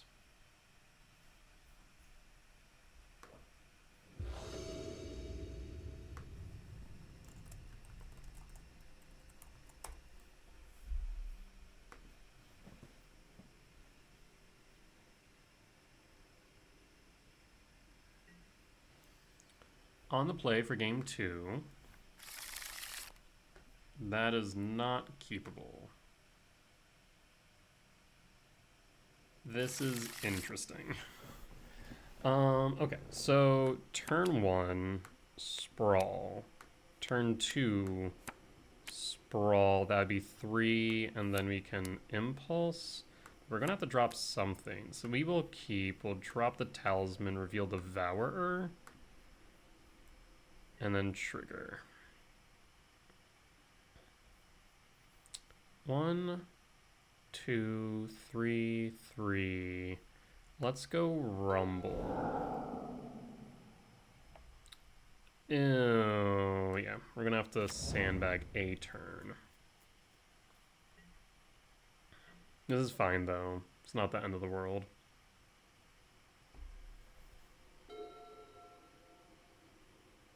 I wonder if we maybe should have gone for sowing Myco Spawn instead, based on a sandbag.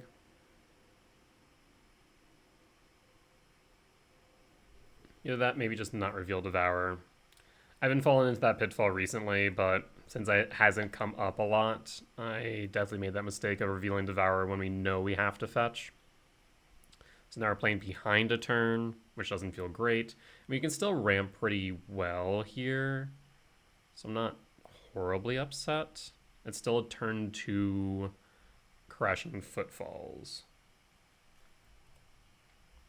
So I think we're still fine as is. Yeah, I'm not horribly upset by this, actually. I think under most normal circumstances, though, I should not have revealed Devourer. I think that was a bit of a mistake on my part.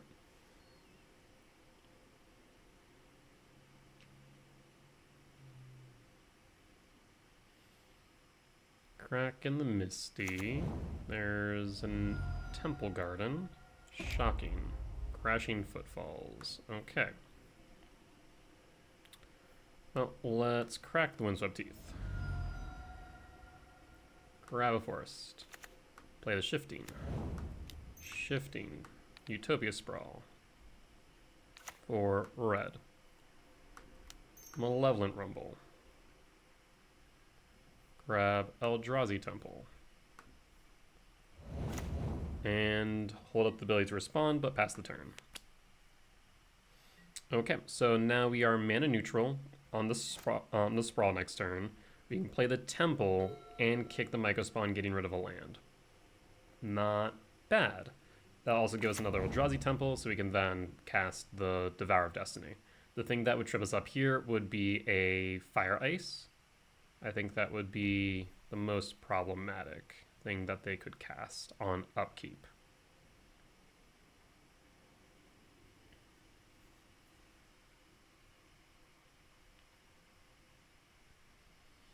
What say you, opponent?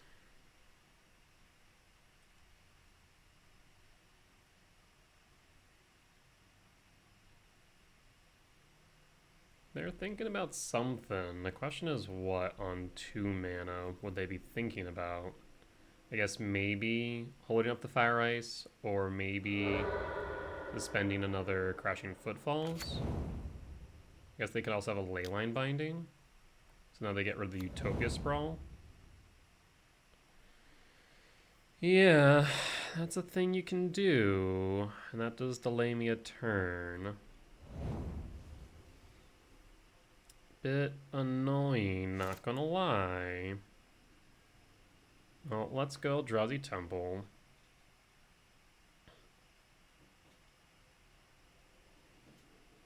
And then we'll Utopia Sprawl again. Like I said, that will be mana neutral for red. Let's then go ahead and cast the Sowing Mycospawn, unkicked, unfortunately. 1, 2, 3, 4, 5, 6, 7. 1, 2, 3, 4, 5, 6, 7. Let's grab a Sanctum of Ugin. And pass.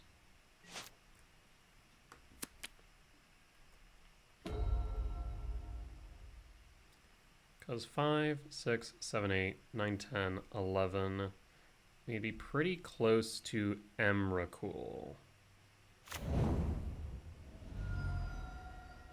Alright, what you casting?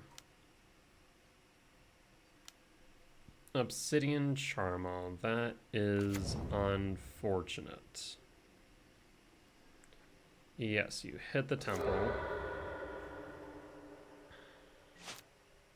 1, 2, 3, 4, 5, 6.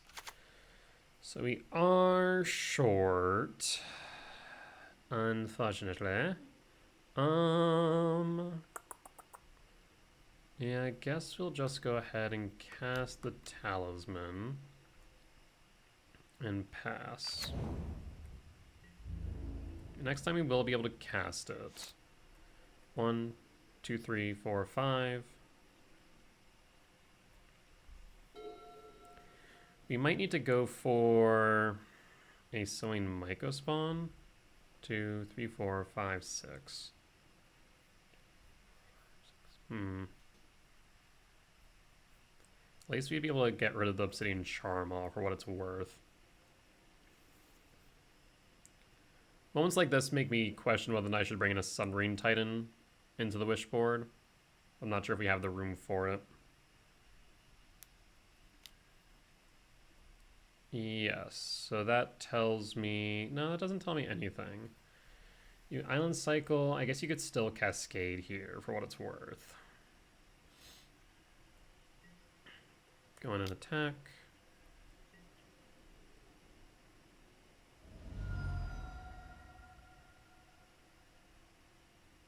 We're gonna want to exile the Charmal. Steam Vents, shocked. Shocked down to 12.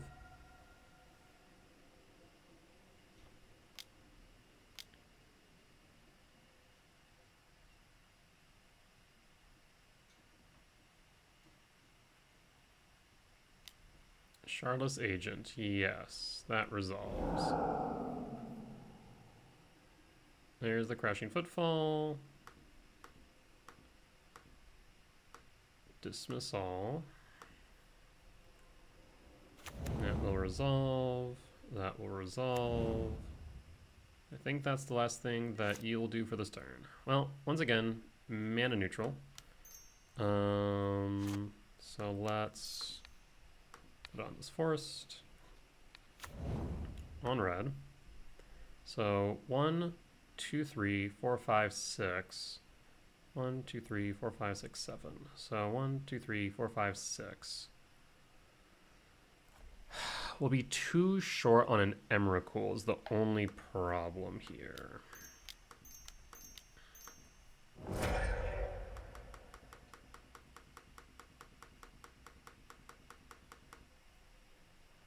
Well, let's get rid of the Charmal. So we could fetch for a Sowing Mycospawn. That doesn't feel great right now. We could fetch for an Emrakul. We'd specifically need a Soul Land. We could fetch for a... what? Devourer, and we need a land in order to resolve it. Yeah. I mean, Devourer's a good blocker.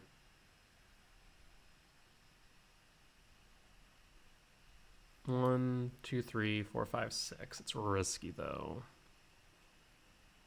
If we draw into a land, we can play it. But also, if we draw into anything, we can play it other than Emrakul? I'll do it. We're gonna bet on the chance we draw into a land. Might not be right, but we'll find out. Let's grab... What do we want to grab here? I'm really tempted to grab Emrakul. 5, 6, 7, 8, 9, 10, 11. We need a soul land, though. So I think we will grab the Devourer. Good way to get a blocker, as well as be able to exile a card. Especially if more Rhinos on the way.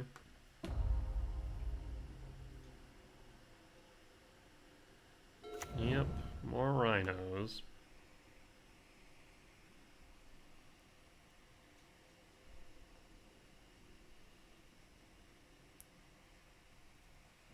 I mean, best case scenario here, we draw into a Karn and then EE for 0, clear board.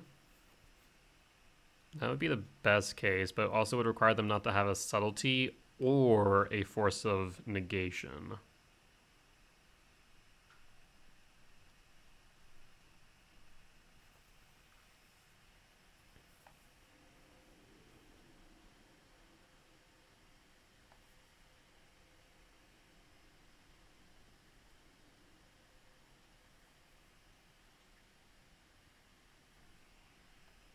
These matches going long also doesn't help much. We have a challenge in just about an hour between the lag and also them just being some tight matches. I think we can get 2 more matches done in an hour, though. Gonna eat those words, of course, but we'll see.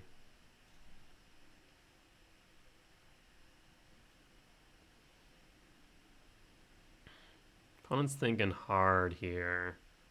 And if they have another Leyline Binding, now's the time to use it. They'll attack all out? Okay, kind of reminiscent of before. I did just realize an error I've made. I should have grabbed Breaker? I don't know what I should have grabbed, actually. Shoot. I need a colorless source. I've just botched myself hard. How do you read?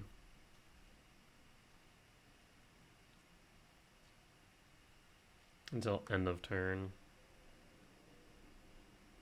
I botched myself hard here. Yeah, by sacking that Sign of Ugin, I can't even cast this Devourer unless I draw into a colorless source.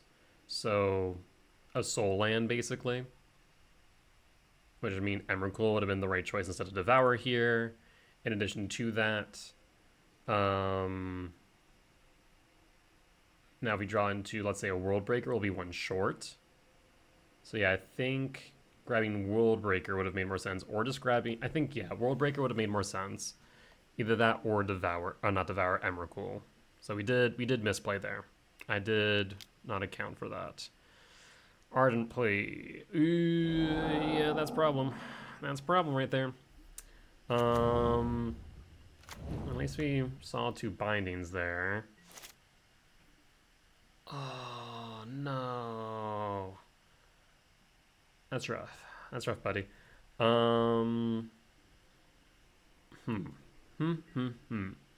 Even if I had the Ugin's Lab for 7, we'd still be 1 short on the Emrakul. Rough. Rough, rough, rough. 6. We can block 1 down to 5. So we just die unless we animate the Shifting Woodland for a Thought-Knot Seer. Yikes. Yeah, even more of a reason maybe to have grabbed Sowing Mycospawn. So they attack all out.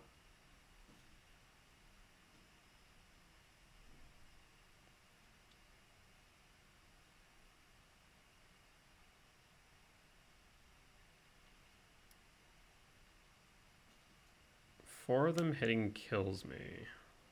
Well, those aren't 3/3s, those are 4/4s. I think I'm just dead regardless, right? If I had a Sowing Mycospawn here instead, that wouldn't necessarily help either. Because 5 is 20. I then block 3 down to 17. I can block another 4 down to 13. But then, yeah, it doesn't matter. We don't have enough. We're 1 short. So even if we did grab Soin Myco Spawn, that wouldn't have mattered.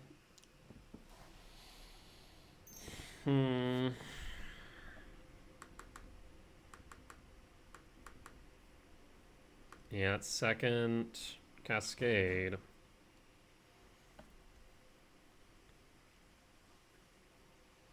I think we'll get there.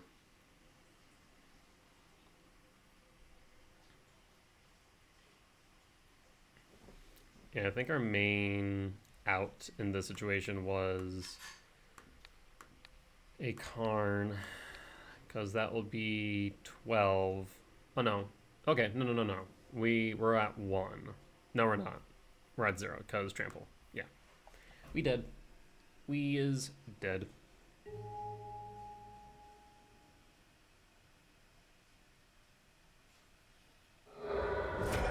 Yeah, our only out was Karn the Great Creator into an EE.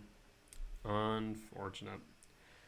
Well, a little bit of a miss by my part. It didn't actually matter in the long run, but 'twas unfortunate indeed. Yeah, there's the World Breaker too. So close, but so far away. Well, with that being said, we'll be back for match 4.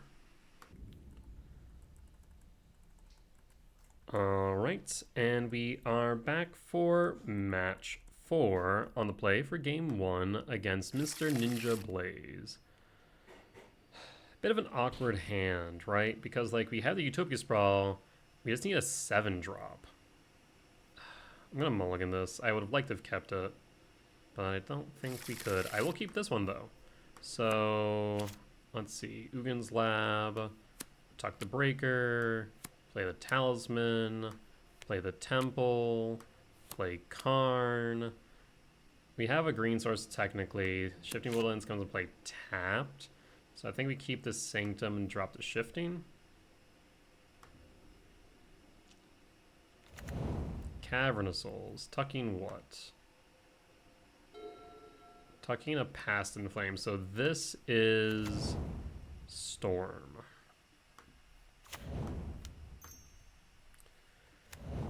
Okay, well this gets interesting now, because we can get a turn 2 Karn, but the most we can really do with that is going to be a Tormod's Crypt. Are you setting up or going for the kill? Just setting up, okay. Malevolent Rumble. So, there is a thought to Malevolent Rumble here. And the reason being is we could find a Thought-Knot Seer. Otherwise, basically, we need to just hope that they don't have the win. And if they don't, then we can Chalice equals 2 and lock them out. So let's go Karn.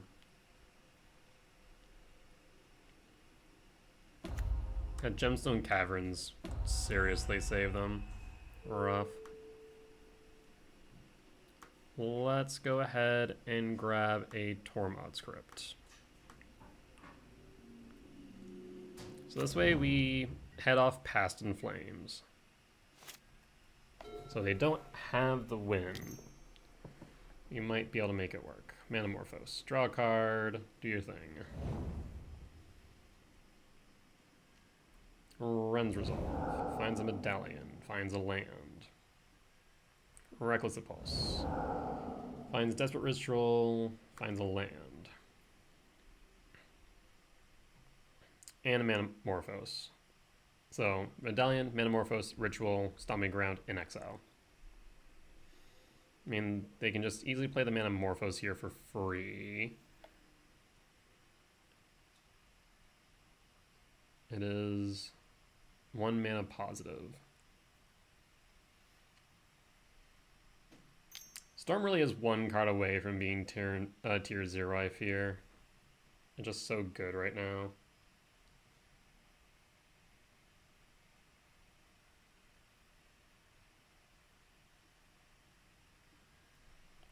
Manamorphose. They'll draw an unknown card. 2 mana. Do they brick or do they not? That is the question. If they do, we can set up a Chalice X2 and win.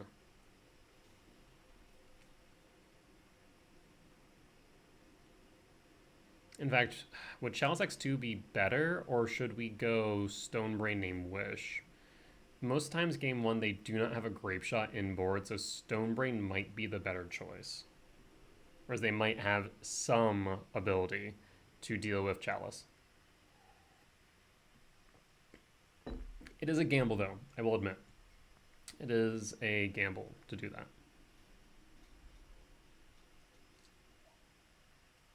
And specifically relying on their deck building not being Stonebrain proof. Play the Stomping Ground. Shock? Shock. Okay, so they still have something going for them. Ritual. There's a Ral, so that's 5 on the Ral count. Here's a Wish. Okay. What do you grab with Wish? Ral can flip to 8 at this point. They lost the flip. I need them to lose the flip every time going forward.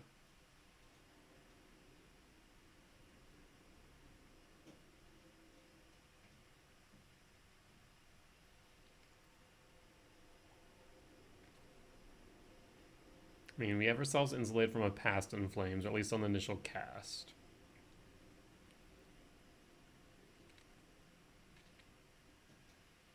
Glimpse.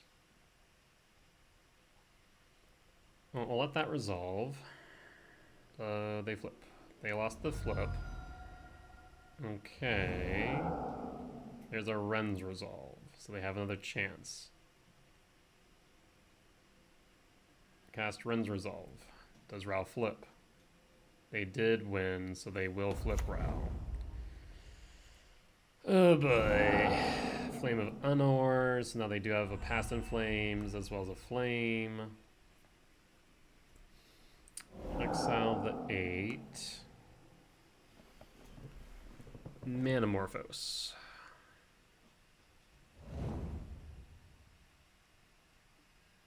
Desperate Ritual. Ritual. Ritual. Oh, Manamorphose. I mean, they're going to need another Wish.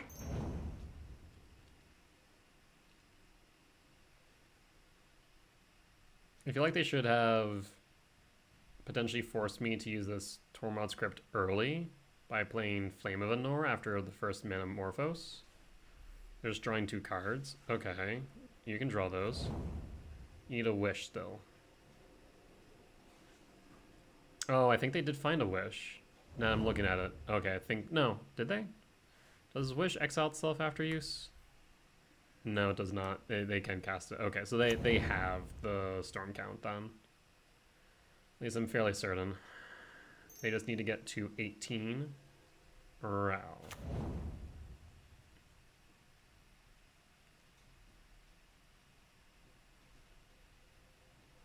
I mean, you play the Past in Flames. Flame of Anor. Yes. Rough, man. Do they flip? They did win the flip.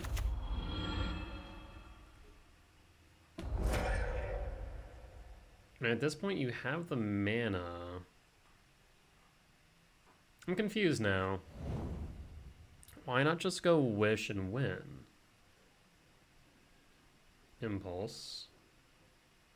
Unless is the Grape Shot in main? I hit a whole lot of nothing with that Impulse. I mean, you can still Wish right now. It'll cost you 2 mana, but you'll have enough for the Grape Shot. There's Ral again. No Grape Shot.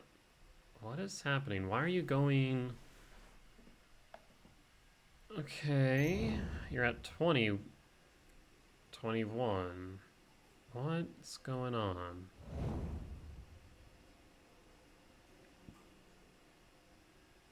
Okay, finally cast the Wish. Holy hell. Why would you want to get the 22? Odd. Yeah, this is going to actually be 23 damage.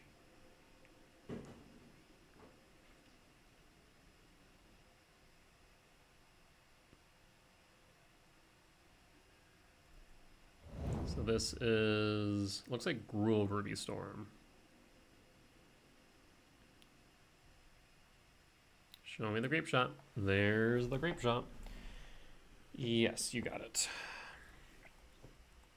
So, Gruul, Ruby Storm, lost for game 1. Yeah, if they didn't have the Gemstone Caverns to move them up a turn, we would have been A-okay. Unfortunate.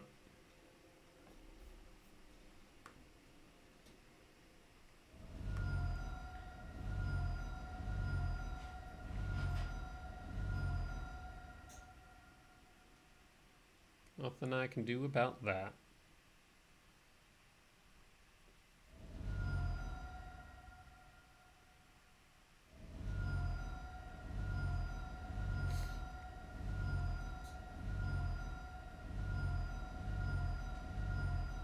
I'm just kind of curious what I would see if I had Rumbled, if I would have saw Thought Knot.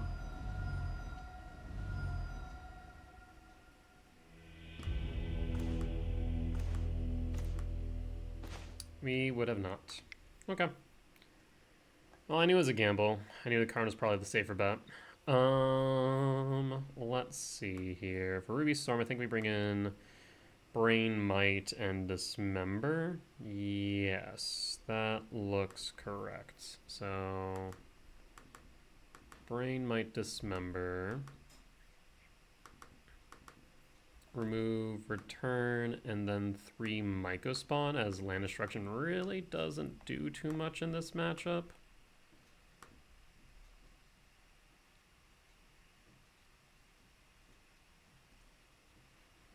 The thing is, they're likely going to bring in the Grape Shot, so we can either get rid of Grape Shot and force them to use Empty the Warrens, or we can go after Ral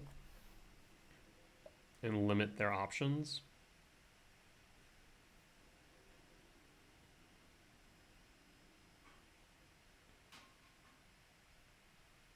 Empty the Warrens, or forcing the Empty the Warrens, might not be a bad idea, because at least then we can deal with it with a EE equals 0 pretty cleanly. They would need to Alchemist Gambit in order to get around that.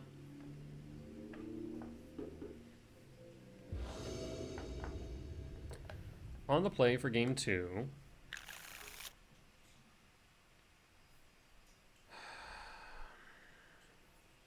If you were a soul land, I think I would keep this, but you're not, and that kind of worries me. I'll mulligan.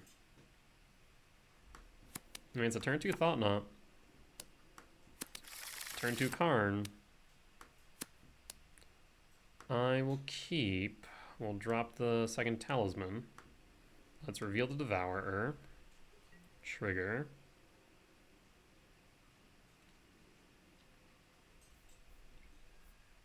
Kozilek's Command as well. We'll go Kozilek's Command.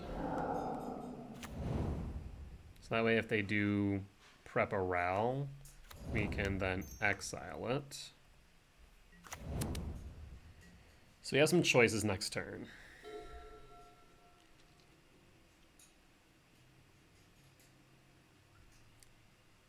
The question is, do we feel that they have the turn to win or not?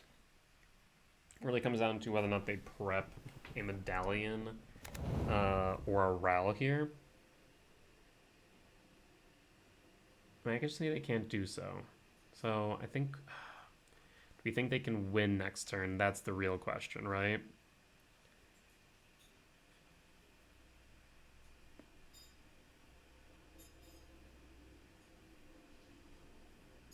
So what's the right choice? Thought Knot? I think Thought Knot's the right choice for hand disruption. So I think we will go Thought Knot.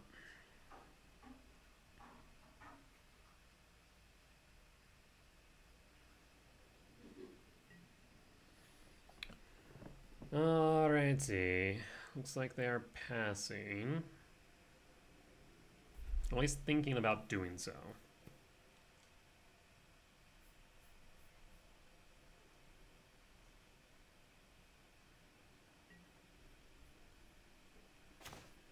Alright, well, let's grab the Sink of Ugin. Thought not seer. Let's see what you have in hand, friend.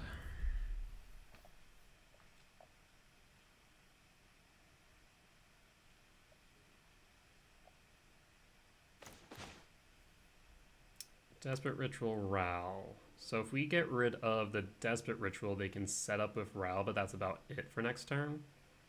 I guess they can Manamorphose and draw a card. It's mana neutral at that point. So let's get rid of the Desperate Ritual. The hope is they play the Ral and pass, that we can just exile it. So get rid of the Ritual. Imagine they fetch for a Surveil land here, sit at the top of the library. Yep. So it looks like it's not Gruul, but Temur Ruby Storm.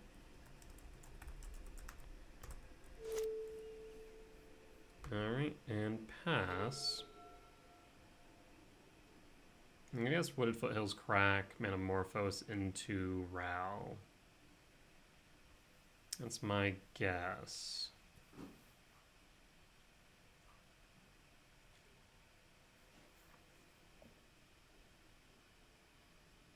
If they found another ritual, we could be in trouble. Could being the keyword. Okay, well that's unfortunate. I mean, it makes sense for them to be a bit wary of playing into 4 mana right now, so we'll hold up the Kozilek's command.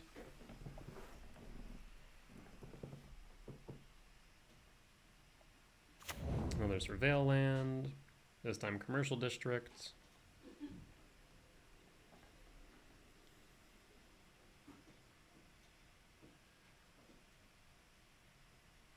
Into the Flood Maw.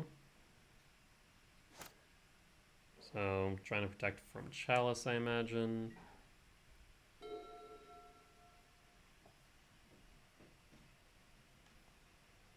Do you play Ral? Oh, you son of a... Yeah, Ruby Medallion. That is unfortunate.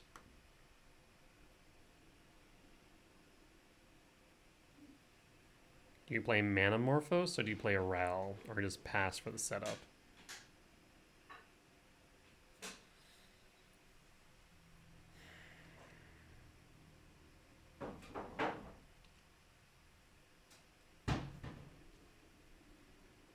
I mean, we're going to Kozilek's command regardless on end step.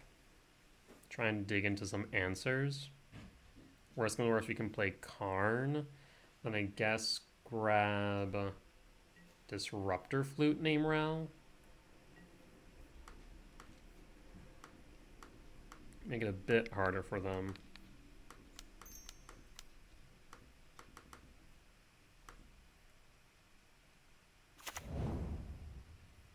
So 1, 2, 3, 4, 5, 6, 7. We're short 1 from where we want to be.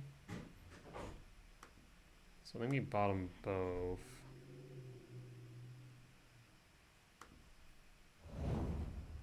Well, there's Stonebrain. That's interesting to me. Stonebrain would be 4. We could Stonebrain out Ral. Though, actually, hold up. If we grab Grape Shot from their deck, which I have to bet, keywords, that they have. If I'm right, they're forced to go for Empty to Warrens. We have Karn. Okay, I think I see a line here. Stomping Grounds, untapped. Talisman of Impulse. Stonebrain.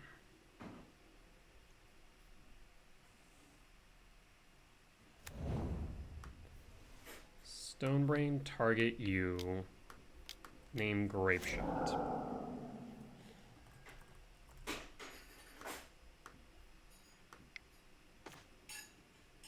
No shot, you didn't bring it in. You son of a... I mean, I knew it was a risk, but damn.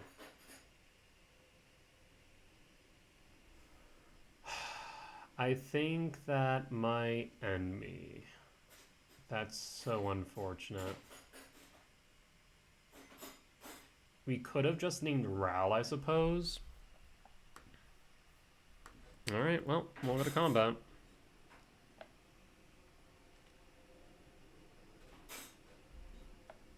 Wasn't smart enough to put it in knowing you had brain. Oh, that makes it all the more upsetting. You're just playing 40 chess. Don't lie. Oh, damn.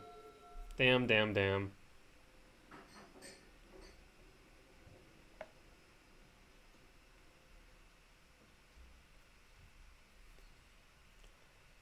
Oh, that's gonna cost me, I think.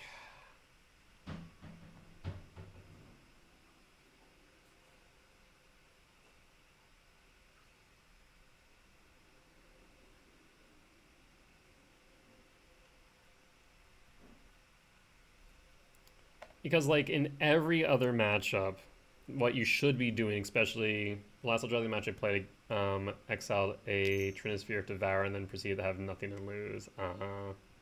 Well, that's reckless. There's another Ral. Doesn't help too much. This might be okay. Manamorphose.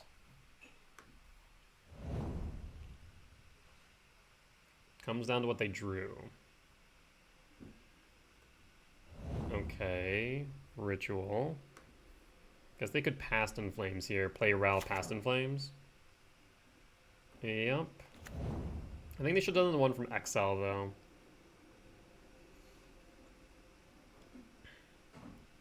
Past in Flames. Yep.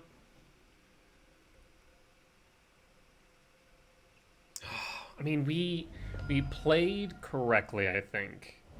I think it is accurate that in this matchup, you're supposed to bring in Grapeshot. Especially if you see Karn, you should probably assume Stonebrain. I don't know, though. I mean, in an open deck list at the RC, they're going to know I have Stonebrain. So they're going to bring in Grapeshot. Should we have just taken Ral? I don't know. They now flipped Ral.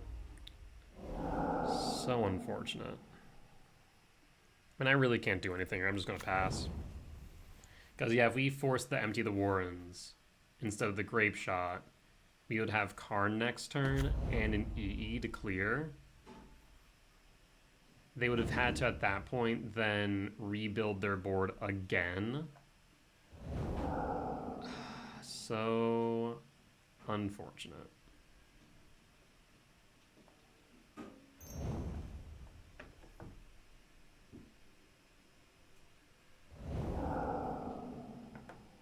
Well, it is what it is.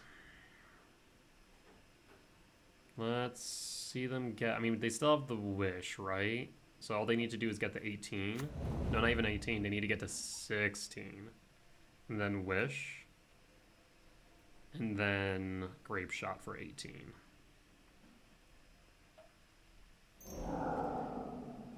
Leave a comment down below. Was I correct for naming Grapeshot with Stonebrain? Or should I have gone after Ral, knowing that they had Ral in hand?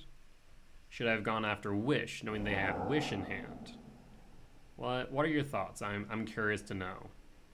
I think, under normal circumstances, Ruby Storm sees Karn and assumes Stonebrain.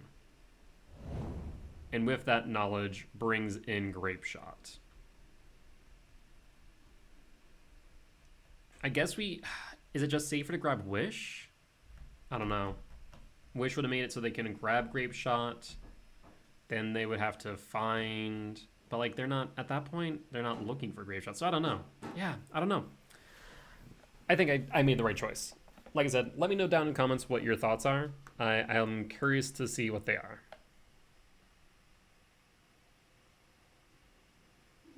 GG's.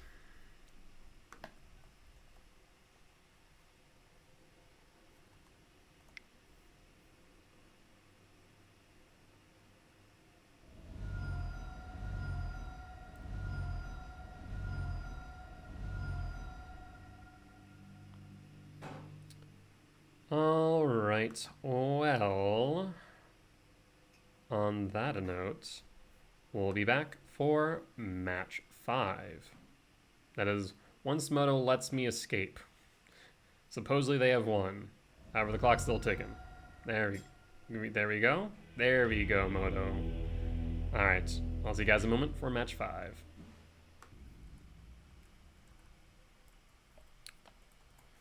All right, and we are back for match 5 on the play against BVR MagFed.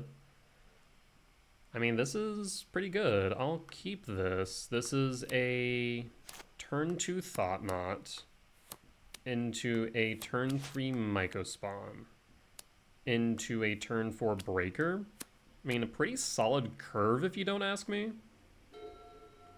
So let's go Lab, Imprint Trigger, I imagine Resolves. Don't foresee you doing much here. And then pass, and then pass. Ancient Ziggurat, what the fresh, what? Okay.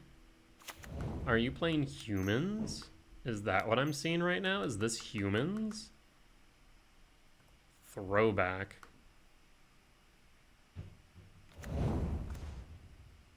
Okay. Extraction Specialist. Mariner. Whenever you are permanent you control becomes the target, Thalia's Lieutenant will buff.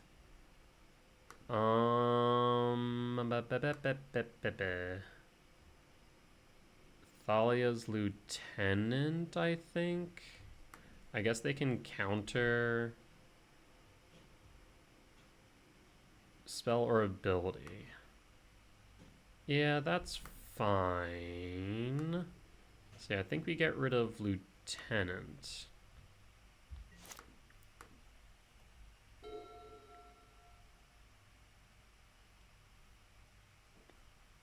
I'm kind of tempted actually now, instead to grab the lab, or not lab, the temple for World Breaker on turn 3. I'm tempted to grab a Stomping Grounds for Kozilek's Return instead.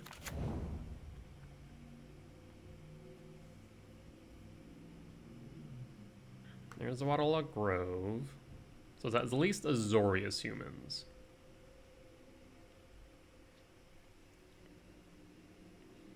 Well, I guess maybe it's Bant humans? There's the Mariner.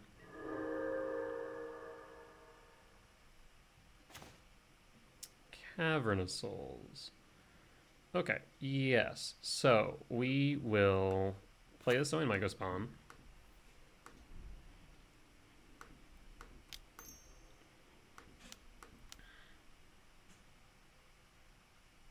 Is that right?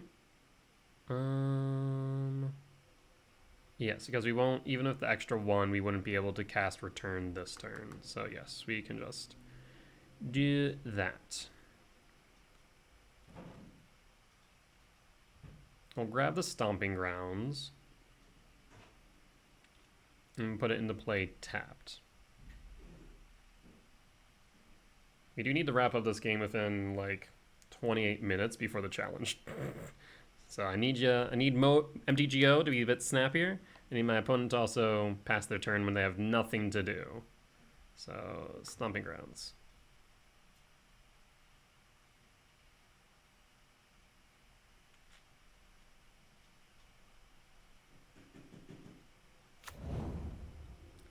tapped. And pass. I will attack. And pass. So, Esper humans.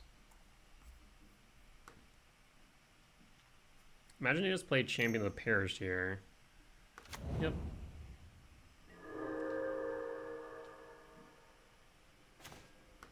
Cavernous Souls. Name Eldrazi. You have 1, 2, 3, 4, 5, 6. We can play both actually. So I will. Oh, hold on. I can't kick 1, 2, 3, 4, 5, 6, but then it will cost me one more because it says you or a permanent you control. So what I can do instead is just do a basic green, green.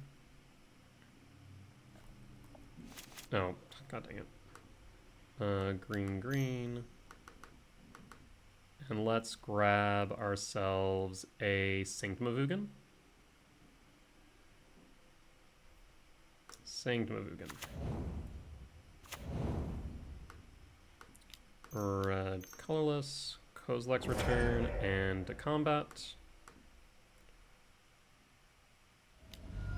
And pass. And we have lethal on board here. Alright, good stuff.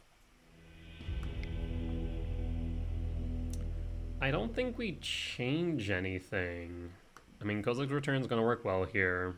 I don't foresee Haywire Mite or Stonebrain being needed. I guess maybe a Haywire Mite can come in for Aether Vial, which I can only imagine they have, right?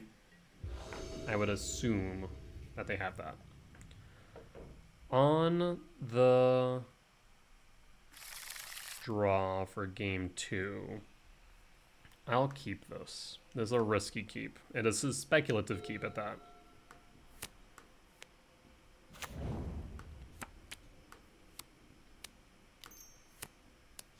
An Aether Vial, I was correct. Trigger.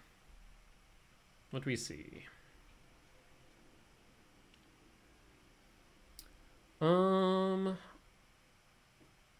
I'll go for a Temple. So Lab, Devourer, Talisman, Pass.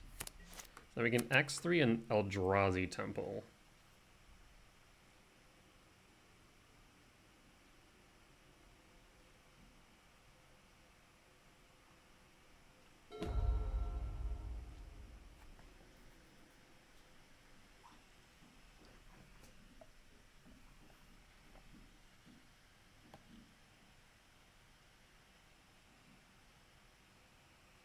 Opponent's thinking Aether Vial in Norn the Wary. Fascinating. Champion of the Parish. Ah. Cute. And pass.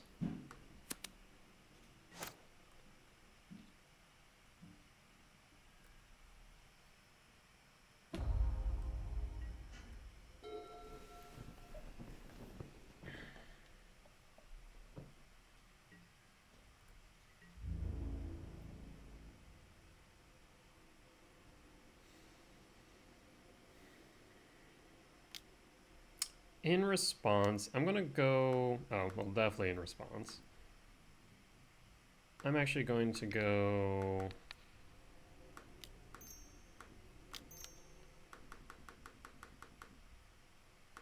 X equals 3 here.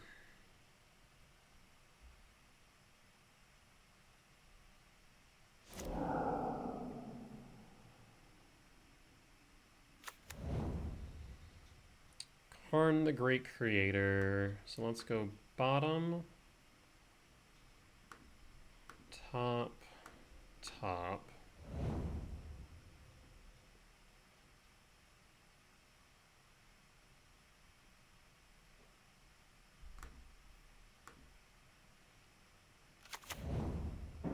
So Toru.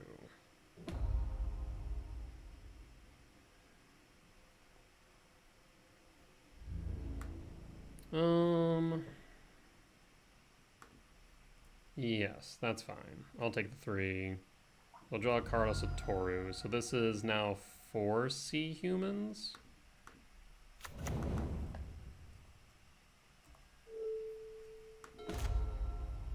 Alright, we can go Sanctum of Ugin again. Or we can get rid of their 1 land. Let's go Sanctum of Ugin. I think we get rid of their 1 land and then play Karn. Can I do all 3? Let's see. 1, 2, 3, 4, 5, 6. Yes, I can.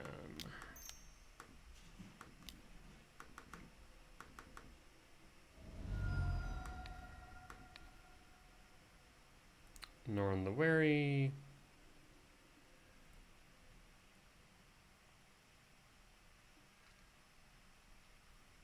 I can grab a temple.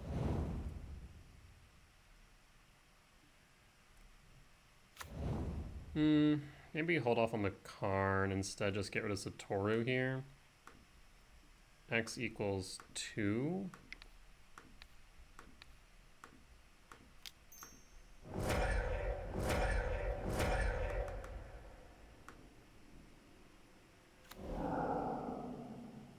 And pass. I mean, if that was their only land and we play Karn next turn, they're gonna be in trouble.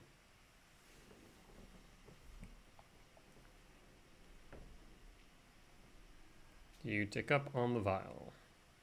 You don't. Okay.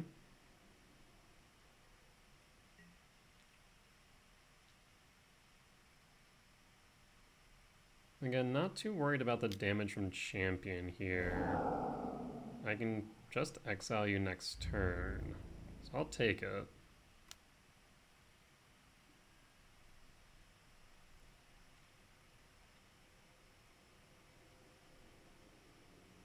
What you got for 2? So you'll up it to 6, maybe 7 damage?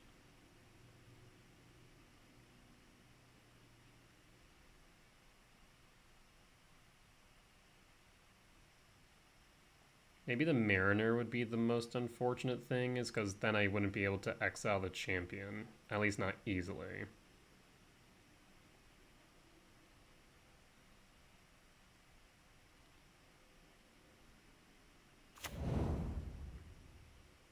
Okay, so 7 damage, that's fine.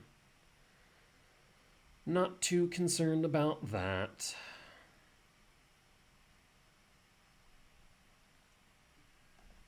Yep. Down to 9. Oh, look at that. Oh, we'll play a Shifting Woodland. 1, 2, 3, 4, 5, 6, 7.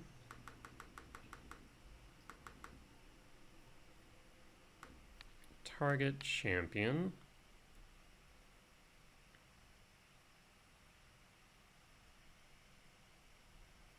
Norn will flicker. Sanctum of Ugin. So that'll be 3, 4, 5, 6, 7, 8, 9, 10, 11, 12, 13, 14. If we wanted to go down that route. But I think I'll just grab another Devourer of Destiny. There goes the champion.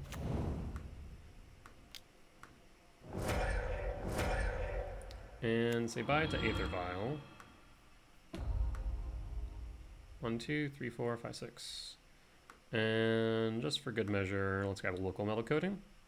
So you will not play anything for the rest of the game. TLDR.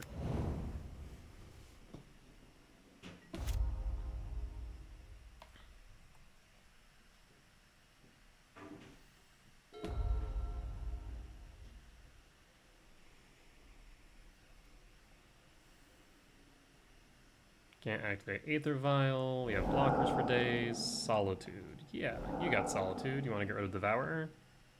I mean, know that I picked up a Devourer as well. Yep, that's fine. The thing is, if you attack, there's a trade. And I have no reason not to block. Okay. At me. What?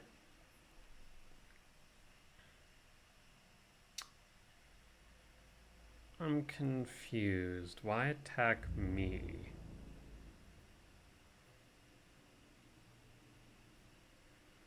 Sure.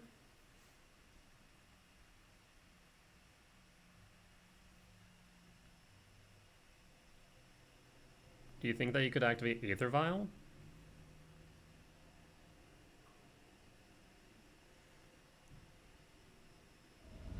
Down to 12. Norn comes back. Trigger. Grab a forest. Mana neutral. Goodbye, Norn. On red.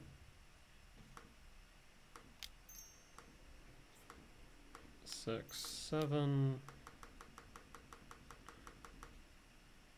Goodbye, Thalia. Or rather, Lieutenant. And that should just be the game. Yeah, I don't foresee a way out of that situation. Alright, not too bad. 3-2 at the end of 5 matches. Definitely some rough losses to Rhinos and Ruby Storm. Very close losses, so I'm not too upset by them, but still a bit rough nonetheless. But with that being said, that there will be the end of tonight's video. As always, if you guys did enjoy today's video, please do consider hitting that like button and commenting down below, especially if you did see any misplays that I made, any lines that I missed, or just something that you noticed throughout my matches. For as much as I hope that you guys learn from me in both my successes and my failures, I hope to learn from all of you as well. And finally, if you did get to this point in the video, please do consider hitting that subscribe button. We are getting closer and closer to 500 subscribers. Once we do hit that goal, we'll be able to monetize this channel and start saving up for a streaming PC. That means I'll be able to stream these matches live on Twitch as well as upload them to YouTube for your viewing pleasure. With that being said, folks, I'll see you next time. Bye-bye!